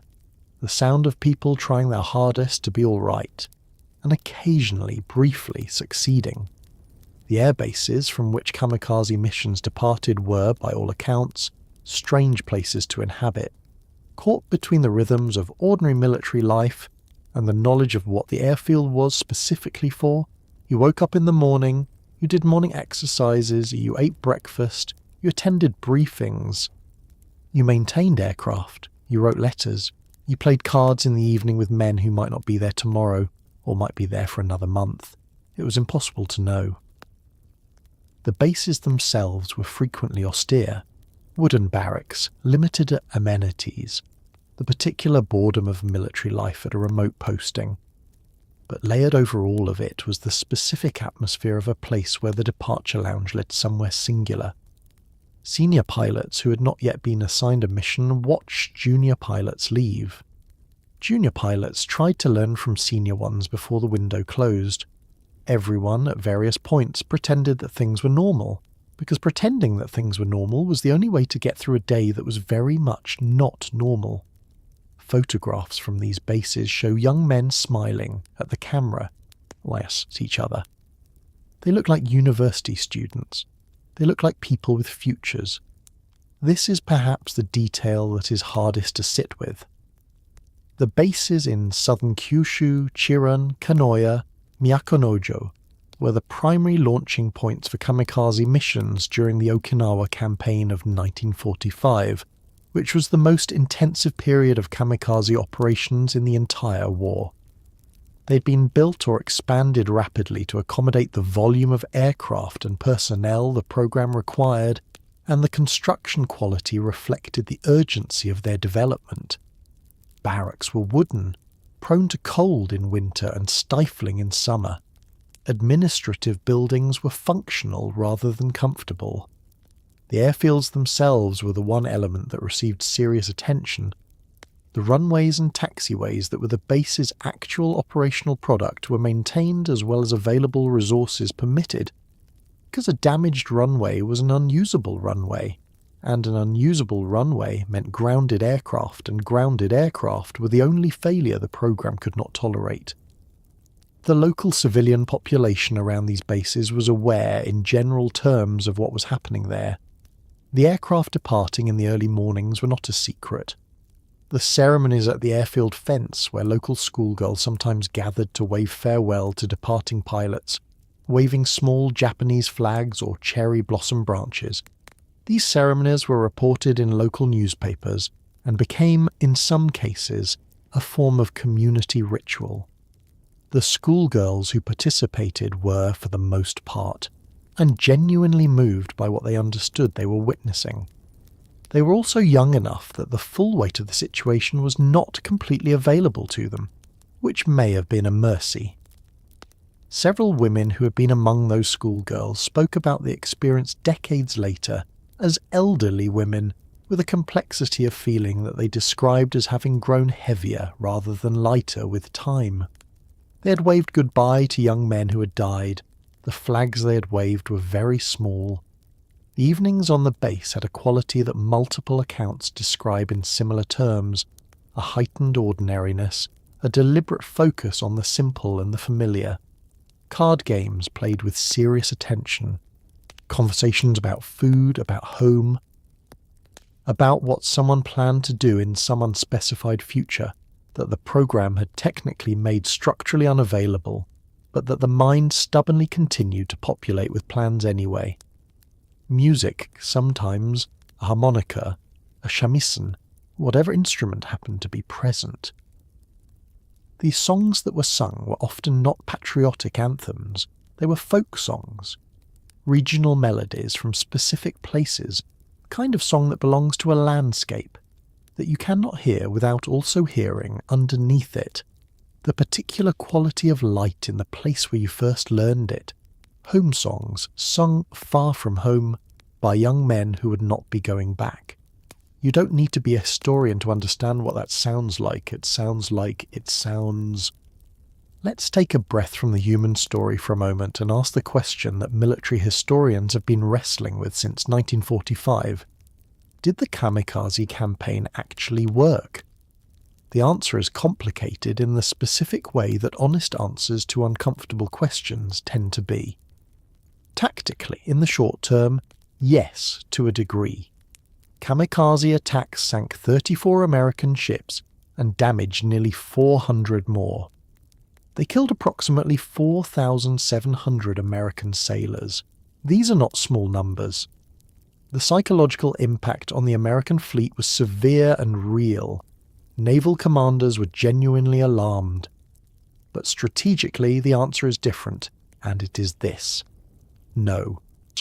The Kamikaze program consumed approximately 3,900 aircraft, and the lives of approximately 3,800 pilots.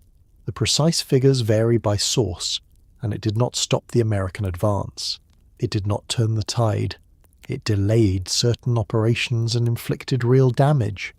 But the industrial capacity of the United States, producing aircraft faster than they could be destroyed, meant that the equation was always going to resolve in one direction. The program cost Japan irreplaceable pilots and aircraft and bought time measured in weeks. It is a disproportion that the Japanese High Command understood and that they chose to accept, which is perhaps the most difficult part of the story. The tactical effectiveness of individual kamikaze strikes was, by the standards of aerial attack in this period of the war, genuinely impressive. A conventional dive bombing attack against a moving, well-defended warship required a skilled pilot, specific approach conditions, precise release timing, and considerable luck, and still had a relatively low probability of achieving a hit. A kamikaze attack, by substituting the pilot's body for the bomb's need to release and fall accurately, dramatically increased the probability of impact. Studies conducted by the American Navy after the war estimated that roughly 14% of kamikaze attacks that reached the target resulted in sinking the vessel, with a further 30% causing significant damage. These rates were considerably higher than those achieved by conventional bombing. The mathematics of the exchange, considered purely as a targeting problem, favoured the kamikaze approach. This is a sentence that requires sitting with for a moment because it is true, and it is also one of the more disturbing true things in this story. The strategic picture was entirely different, and it was different for a reason that the Japanese High Command understood intellectually, but could not resolve operationally. Japan was losing a war of industrial production against a country whose industrial capacity it could not damage, whose territory it could not reach, and whose ability to replace lost ships and aircraft vastly exceeded Japan's ability to destroy them. The United States commissioned more ships in the final year of the Pacific War than the kamikaze program destroyed in its entire operational existence. American aircraft production in 1944 exceeded 30,000 aircraft. Japan produced roughly 28,000. The numbers moved in one direction, and they were always going to keep moving in that direction, regardless of individual tactical results. The kamikaze program was attempting to solve a strategic problem with a tactical tool, and the most effective tactical tool imaginable cannot compensate for strategic mathematics that have already resolved. The psychological dimension of the campaign's effectiveness is the most ambiguous element, and the one most disputed by historians. The American fleet was genuinely frightened by the kamikaze attacks, in a way it had not been frightened by conventional Japanese air attacks for some time. Senior naval commanders, including Admiral Chester Nimitz, expressed serious concern about the impact of sustained kamikaze operations on the morale and operational effectiveness of naval personnel. Had the war continued to a land invasion of the Japanese home islands, the operation for which both sides were preparing at the time of Japan's surrender, the Kamikaze campaign was expected to intensify dramatically, with potentially thousands of aircraft committed. What that would have done to both sides is a question that history fortunately did not require answering. The atomic bombs ended the war before the invasion, which means the full potential of the Kamikaze program as a strategic weapon was never tested. Whether this is fortunate depends entirely on which side of the equation you are standing on. August 6, 1945, August 9th, August 15th. Yeah, the Emperor's radio address. The voice of a god transmitted over crackling static into households across Japan, announcing that the war was over. For most of Japan, this moment was experienced as shock, as grief, as relief, as shame, as a combination of all of these simultaneously. But for the kamikaze pilots still waiting on their air bases for missions that had not yet come, men who had said their goodbyes, written their letters, tied their hachimaki, completed their preparation, the experience was something that does not have a clean name. They had organised their entire interior world around a single non-negotiable conclusion to their story. And then the conclusion was cancelled. Some wept. Some sat in silence for hours. Some went immediately to their commanding officers asking what they should do now. Because the question of what to do next was one they had genuinely never considered, and the absence of an answer felt like falling through a floor that was supposed to be solid. The war ended. They were still alive. They had absolutely no idea what that meant or what to do with it. The atomic bombing of Hiroshima on August 6th had reached the air bases as rumour before it reached them as confirmed fact. A city destroyed by a single bomb, the scale of the claim was so outside any existing reference point that many military personnel initially dismissed it as American propaganda, the kind of exaggerated claim that wartime information operations produced routinely. Then Nagasaki on August 9th, and the confirmation from military command that the weapon was real, and that there was no defence against it, and the rumour became something harder to dismiss. The pilots at the air bases were not given full information about the bomb's nature or their effect in the cities. They were given enough to understand that something had happened that had changed the strategic calculation in a way that was not being publicly elaborated upon. The silence from above was itself a form of communication, and experienced military men knew how to read it. The Emperor's broadcast on August 15th was the confirmation of what that silence had been saying. Hirohito's voice, heard for the first time by most Japanese people, because the Emperor did not make public radio addresses as a matter of routine, was formal, distant, composed in the elevated register of classical Japanese. He did not use the word surrender. He used the phrase endure the unendurable and bear the unbearable, and the men listening understood what it meant even when the specific words required interpretation. Japan would accept the terms of the Potsdam Declaration. The war was over. The divine wind had not been enough. What followed on the air bases was a period of hours that survivors describe as the strangest of their lives. Stranger, in some ways, than the preparation for the missions themselves. Because the preparation had at least had a structure, a sequence of known steps leading to a known conclusion. What came after the broadcast had no structure. The day simply continued. The sun was still up. The aircraft was still on the flight line. The barracks were still standing. Everything that had been true that morning was still physically true.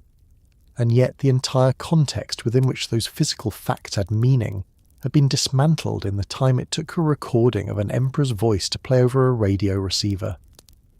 Some commanding officers acted immediately, and with the decisiveness of men who understood that the period immediately following a surrender announcement is operationally dangerous, that grief and disorientation in armed men can produce outcomes that nobody wants. They assembled their personnel, gave clear instructions about the handling of weapons and aircraft, and established a framework of immediate tasks to provide structure for the hours ahead. Others could not manage this. There are accounts of senior officers who dismissed their assembled men without speaking, who retreated to their private quarters and did not emerge until the following morning. The human capacity for command has limits, and the limit for some of these men was August 15th, 1945, and what it asked them to say out loud. The pilots who'd been most recently assigned to missions, who'd gone through the ceremony, written the letter, said the goodbye, and then waited through delays that had now resolved not into departure but into surrender, occupied a psychological position that has no comfortable name. They had completed, internally, the process of dying. They had reached the place the preparation was designed to reach, and then they had been asked to come back from it, to reinstall the future they had uninstalled, to be alive again in the full and demanding sense of that word. Some managed this with a resilience that suggests the human capacity for reorientation is more robust than we sometimes credit. Others carried the incompleteness of it, the unfinished quality of a preparation that had nowhere to go for the rest of their lives. The young men who were kamikaze pilots and survived the war, because the war ended before their missions flew, carried something with them for the rest of their lives that is almost entirely absent from the popular mythology. They survived, in a program built entirely around not surviving, and survival in that context is its own complicated inheritance. Some returned home and rebuilt quietly, married, had children, took jobs, became ordinary people in the way that people who have been through extraordinary things sometimes become extraordinarily ordinary, as if normality is something to be held very carefully with both hands. Some spoke about their experiences. Many didn't for decades, not out of shame exactly, but because the experiences did not translate easily into the language of peacetime, and because the Japan of the post-war years had complicated feelings about the war and everyone's role in it. A number of survivors eventually became prominent voices for peace, speaking at schools and to journalists and international audiences about what the program had been and what it had felt like from the inside. Their testimony is remarkable, not because they condemn what they were asked to do exactly, but because they insist on the humanity of the young men who did it. They insist that those pilots were real people, frightened, complicated, beloved real people, and they are right. From the immediate post-war years were, for most survivors, consumed by the practical demands of survival in a very literal sense. Japan's economy in the autumn and winter of 1945 was devastated. Cities had been bombed, supply chains had collapsed, employment was scarce. The occupation brought its own disruptions and its own requirements. Against this backdrop of material difficulty, the psychological complexity of having survived the kamikaze program was simply not the most pressing item on the daily agenda. You found food, you found shelter, you found work, whatever work was available, and you did it, and the interior questions waited because they had no choice. The body's needs are not interested in the mind's unfinished business. The work that survivors eventually found was often unremarkable by any external measure, by factory work, farming, small trade, civil service positions in the rebuilding bureaucracy. The men who'd been university graduates before the war, and many kamikaze pilots had been, because the program selected heavily from educated young men, sometimes returned to interrupted studies and then to professional careers. Teachers, engineers, doctors, businessmen. Ordinary professional lives, conducted with ordinary professional competence. From the outside, you would not have known. This was, for many of them, entirely intentional. The silence about their wartime experience was not universal, but it was widespread, and it persisted for longer than the immediate post-war period might seem to require. There were several reasons for this, layered over each other in ways that varied by individual. Or the American occupation initially discouraged discussion of the war in terms that might be seen as glorifying militarism, and the kamikaze program occupied an uncomfortable position relative to that guideline. The broader Japanese public was engaged in its own complex process of reckoning with the war, a process that oscillated between acknowledgement and denial in ways that made it difficult to know what reception any given disclosure might receive. And there was the simpler, more personal reason that talking about it required inhabiting it again, and inhabiting it again was something that not everyone was prepared to do on any given day or in any given decade. The survivors who did eventually speak, many of them in their 60s, 70s and 80s, in the later decades of the 20th century and the early years of the 21st, did so with a consistency of purpose that suggests the decision to speak, when it came from the same place for most of them. They wanted the dead to be remembered as people. They wanted the record to contain, alongside the strategic analyses and the damage assessments and the historiographical debates, the fact that the young men in those aircraft had names and families and interior lives and things they found funny. This speaking was an act of witness, performed on behalf of people who could no longer perform it for themselves. It was, in its way, the most important mission any of them ever flew. In the hills of Kagoshima Prefecture in southern Japan, there is a place called the Chiron Peace Museum for Kamikaze Pilots. Here it occupies the site of one of the primary kamikaze air bases of the war, the same runways, the same hills, the same sky. Inside, the museum holds a collection that is unlike almost anything else in the world. The personal effects, letters, and photographs of the pilots who flew their final missions from this base. Hundreds of them. Portraits of young men in their flight suits and headbands, many of them smiling. Letters in their own handwriting, addressed to parents and siblings. A few small, ordinary objects, a hair comb, a book of poetry, a folded origami crane. The museum is careful about framing. It does not glorify. It does not condemn. What it does, with a quiet and devastating precision, is insist on the individuality of each person, refusing to let them dissolve into a collective symbol, demanding that you see each face as a face, and each letter as a letter written by a specific person who had a specific mother waiting at home. Visitors from around the world report the same experience. They intended to spend an hour, and they stayed for 3, and they cried more than they expected to. Because the museum is not really about war, it is about people. Chiron was not originally designed to be a memorial. It was a functioning military airbase, one of the southernmost in Japan, positioned specifically because its location minimized the flying distance to the American fleet operating around Okinawa. During the Okinawa campaign of the spring of 1945, the most intensive period of kamikaze operations in the entire war, more than 1,000 pilots departed from Chiron on final missions. The base was busy in the specific way that a place is busy when the thing it is producing is irreversible. Aircraft came in, aircraft were prepared, aircraft left and did not return.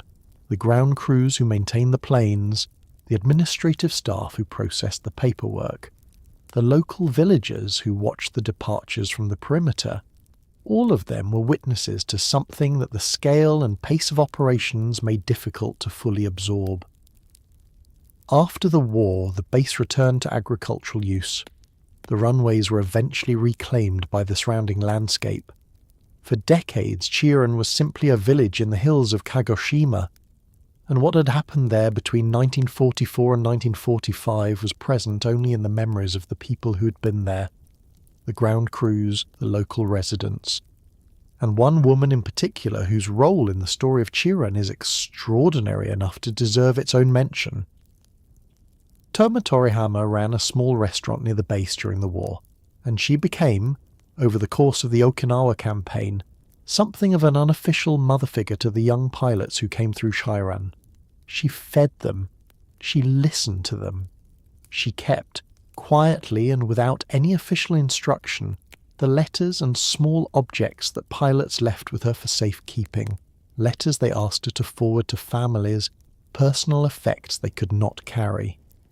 When the war ended, she became the custodian of these materials, and she spent the rest of her life, she died in 1992, preserving them and advocating for a memorial.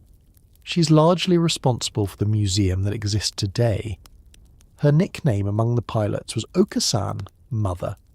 She was not their mother, but she was what was available, and she was extraordinary, and the museum that exists because of her determination is her monument as much as it is theirs.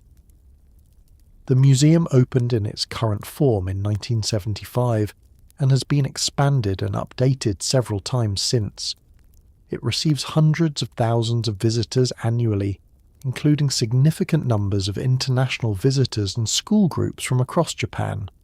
The experience it offers is deliberately immersive and deliberately personal. The photographs are at eye level, the letters are readable, the objects are close. You're not allowed the comfortable distance of abstraction. You're required by the architecture of the space to be in proximity to this specific young man, this specific letter, this specific comb which he used every morning and which his hands touched and which is still here while he is not. August 6th, 1945, August 9th, August 15th, the Emperor's radio address, the voice of a god transmitted over crackling static into households across Japan, announcing that the war was over. For most of Japan, this moment was experienced as shock, as grief, as relief, as shame, as a combination of all of these simultaneously. But for the kamikaze pilots still waiting on their air bases for missions that had not yet come, men who had said their goodbyes, written their letters, tied their hachimaki, completed their preparation, the experience was something that does not have a clean name. They had organised their entire interior world around a single, always non-negotiable conclusion to their story. And then the conclusion was cancelled. Some wept, some sat in silence for hours, some went immediately to their commanding officers asking what they should do now, because the question of what to do next was one they had genuinely never considered, and the absence of an answer felt like falling through a floor that was supposed to be solid. The war ended. They were still alive. They had absolutely no idea what that meant or what to do with it. The atomic bombing of Hiroshima on August 6th had reached the airbases as rumour before it reached them as confirmed fact. A city destroyed by a single bomb, the scale of the claim was so outside any existing reference point that many military personnel initially dismissed it as American propaganda. These are the kind of exaggerated claim that wartime information operations produce routinely. Then Nagasaki on August 9th, and the confirmation from military command that the weapon was real and that there was no defence against it, and the rumour became something harder to dismiss.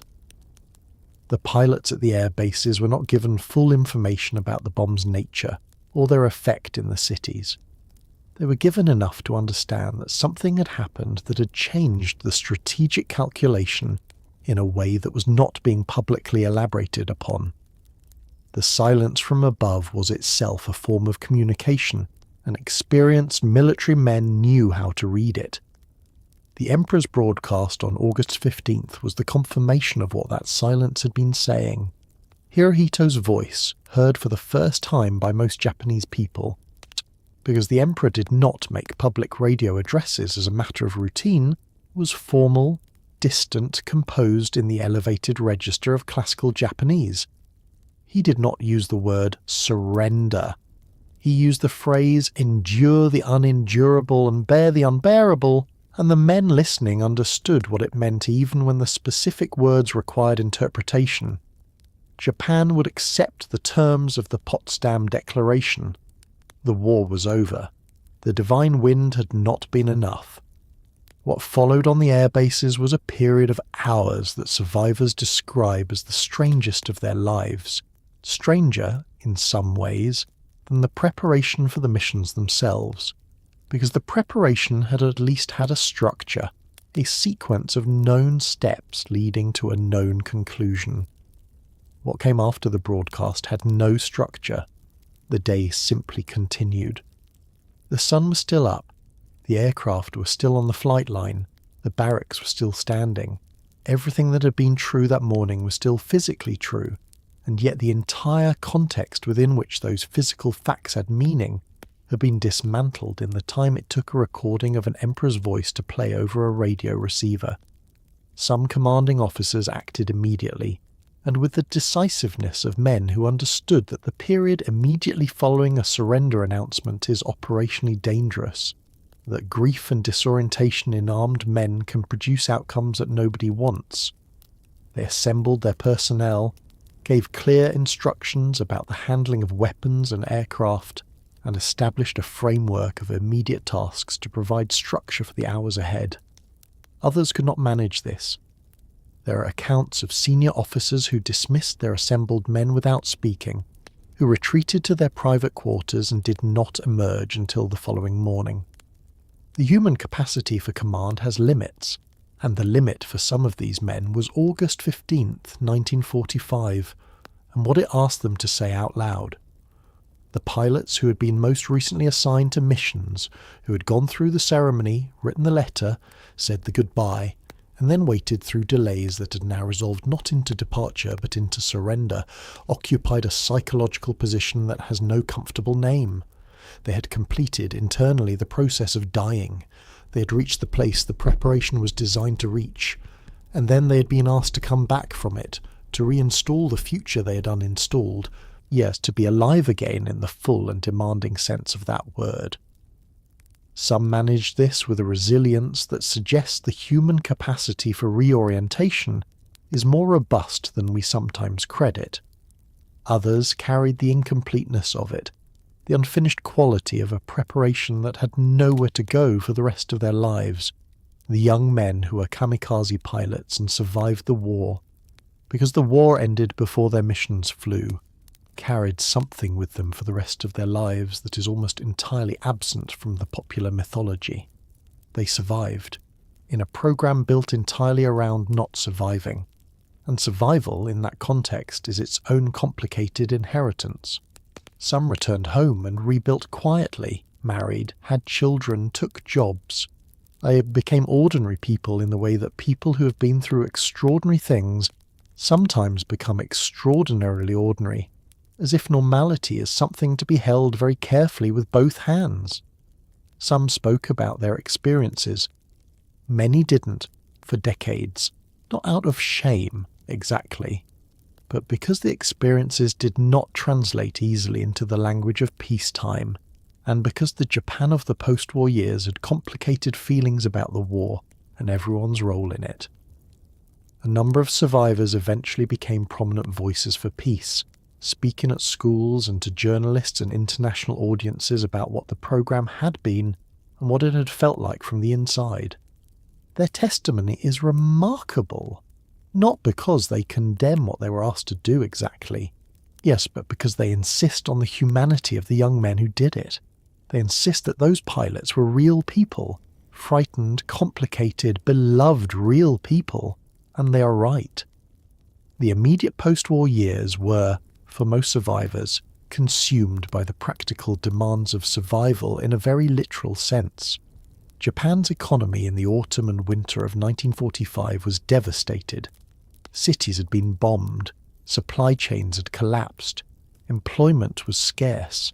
The occupation brought its own disruptions and its own requirements. Against this backdrop of material difficulty, the psychological complexity of having survived the kamikaze program was simply not the most pressing item on the daily agenda. You found food, you found shelter, you found work, whatever work was available, and you did it. And the interior questions waited because they had no choice. The body's needs are not interested in the mind's unfinished business. The work that survivors eventually found was often unremarkable by any external measure. Factory work, farming, small trade, civil service positions in the rebuilding bureaucracy. The men who'd been university graduates before the war, and many kamikaze pilots had been, because the program selected heavily from educated young men, sometimes returned to interrupted studies and then to professional careers. Teachers, engineers, doctors, businessmen. Ordinary professional lives conducted with ordinary professional competence. From the outside, you would not have known. This was, for many of them, entirely intentional. The silence about their wartime experience was not universal, but it was widespread, and it persisted for longer than the immediate post-war period might seem to require. There were several reasons for this, layered over each other in ways that varied by individual. The American occupation initially discouraged discussion of the war in terms that might be seen as glorifying militarism, and the kamikaze program occupied an uncomfortable position relative to that guideline. The broader Japanese public was engaged in its own complex process of reckoning with the war, a process that oscillated between acknowledgement and denial in ways that made it difficult to know what reception any given disclosure might receive. And there was the simpler, more personal reason that talking about it required inhabiting it again, and inhabiting it again was something that not everyone was prepared to do on any given day, or in any given decade. The survivors who did eventually speak, many of them in their 60s, 70s and 80s in the later decades of the 20th century and the early years of the 21st, did so with a consistency of purpose that suggests the decision to speak when it came from the same place for most of them. They wanted the dead to be remembered as people. They wanted the record to contain, alongside the strategic analyses and the damage assessments and the historiographical debates, the fact that the young men in those aircraft had names and families and interior lives and things they found funny. The speaking was an act of witness, performed on behalf of people who could no longer perform it for themselves. It was, in its way, the most important mission any of them ever flew. In the hills of Kagoshima Prefecture in southern Japan, there is a place called the Chiran Peace Museum for kamikaze pilots. It occupies the site of one of the primary kamikaze air bases of the war, the same runways, the same hills, the same sky. Inside, the museum holds a collection that is unlike almost anything else in the world.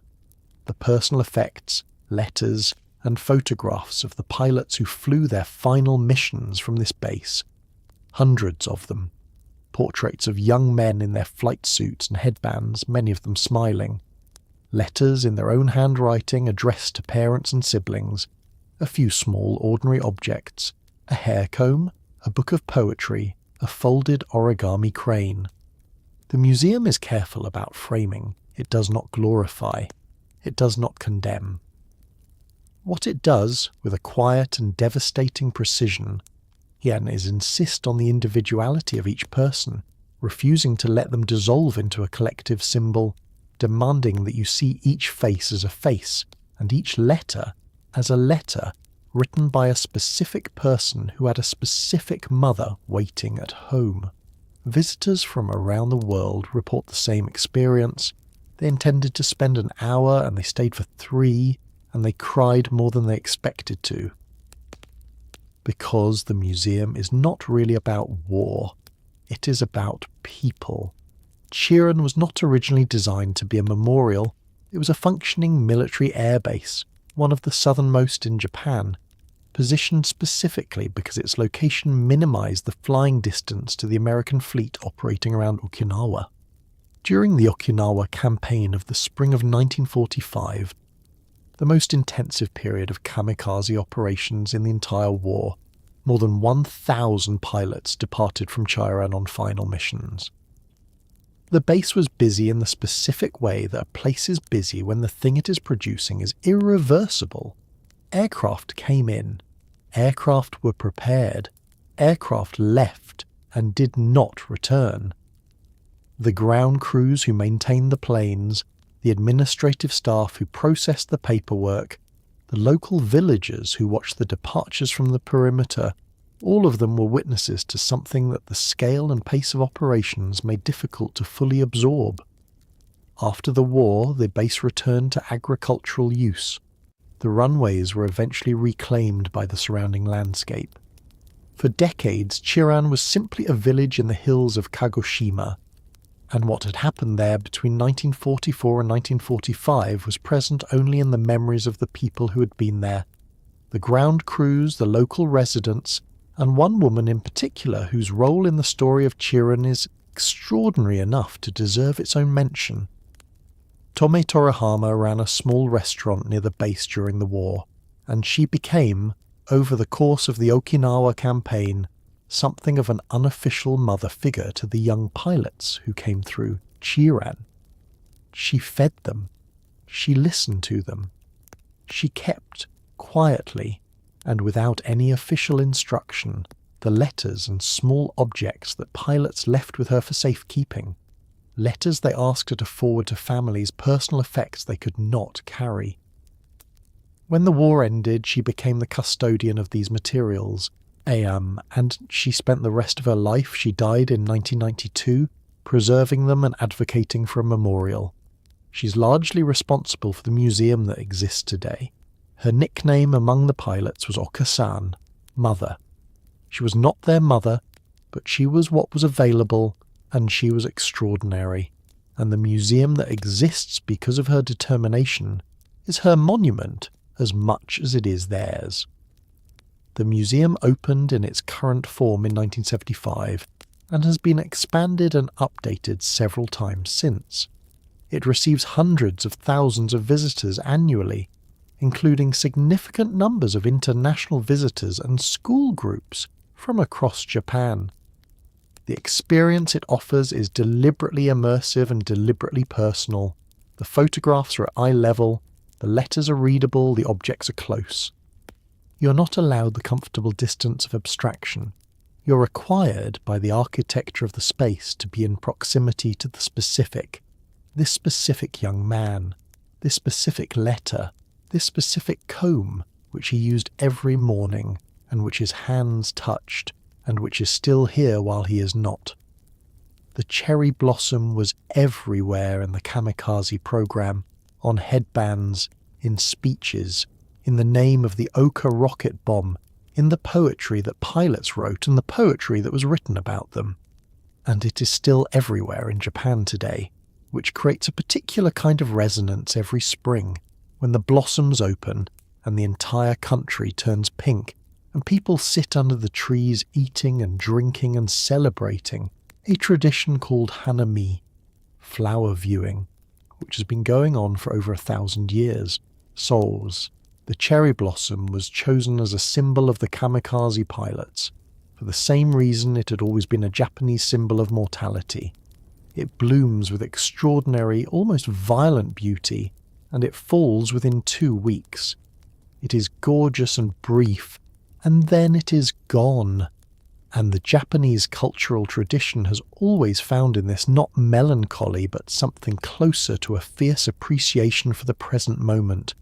A reminder that the beautiful thing is happening right now, and that right now is, in the end, the only time anything ever happens. That the propaganda of a wartime military reach for this symbol is troubling. That the symbol itself is genuinely beautiful, and genuinely meaningful, and genuinely connected to something true about the relationship between beauty and impermanence that remains. The two things coexist. Most true things are like that. The hanami tradition, the gathering under cherry trees at the moment of their flowering, predates the Kamikaze program by centuries and will outlast the association by centuries more. It was a practice of the Heian court aristocracy in the 8th and 9th centuries, a formal aesthetic appreciation of the blossoms that gradually, over hundreds of years, became a democratic celebration available to everyone. By the Edo period, people of all social classes were gathering under the trees in spring, eating and drinking and being present to the specific, unrepeatable beauty of blossoms that were already falling as you watched them. The Japanese word for this quality of beautiful impermanence, of a thing being more precious because it does not last, is mono no aware, which translates approximately as the pathos of things or an empathy toward things, and it is one of the central aesthetic concepts in Japanese culture. The cherry blossom is its most visible annual expression. When the military propaganda of the 1930s and 40s appropriated this tradition and this symbol, connecting the brief lives of young pilots to the brief lives of the blossoms, framing death in service of the nation as the most beautiful form of falling, it was reaching into something genuinely deep in Japanese cultural consciousness and bending it toward a specific political purpose. The bending was successful, which is what makes it disturbing. It worked because the underlying aesthetic truth was real. The cherry blossom is brief and beautiful. The connection between beauty and impermanence is genuine. The propaganda did not invent these things. It simply weaponized them, pointing the existing emotional power of a cultural tradition in a direction that served the program's operational requirements. The complexity of the cherry blossom's relationship to this history has been navigated differently by different generations of Japanese people. For the generation that lived through the war, the blossoms carried the weight of the association in ways that were not always comfortable, the spring celebration shadowed by what the symbol had been asked to mean during those years. For subsequent generations, the distance of time has allowed a partial reclamation, the Hanami tradition continuing as it had continued before the war, the blossoms doing what blossoms do regardless of what human beings have asked them to represent. And yet the association is not entirely gone. It persists as a layer of meaning that the culturally informed visitor to a Japanese cherry blossom festival carries quietly, the way you carry knowledge that changes the texture of an experience without cancelling its beauty. The trees bloom, the petals fall, the people sit beneath them, eating and drinking and being alive in the spring light. It is, as it has always been, exactly enough. And so here we are, at the end of a very long journey through one of the most extraordinary and heartbreaking chapters in the history of human conflict. Tonight you travelled somewhere most people never think to go.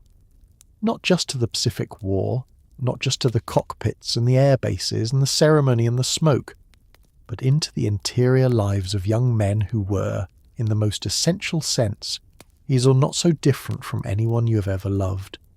You met them at the beginning, before any of it. In the classrooms where they learned that duty was the highest language available to them. In the training barracks where the person they had been was quietly replaced by the person the program required. In the sky, that enormous, impersonal, breathtakingly beautiful sky, where they discovered for the first time what it felt like to be completely free. And then you followed them into the place where freedom and duty collided with each other, and you sat with what that collision produced and you did not look away. That matters. It is not nothing to not look away.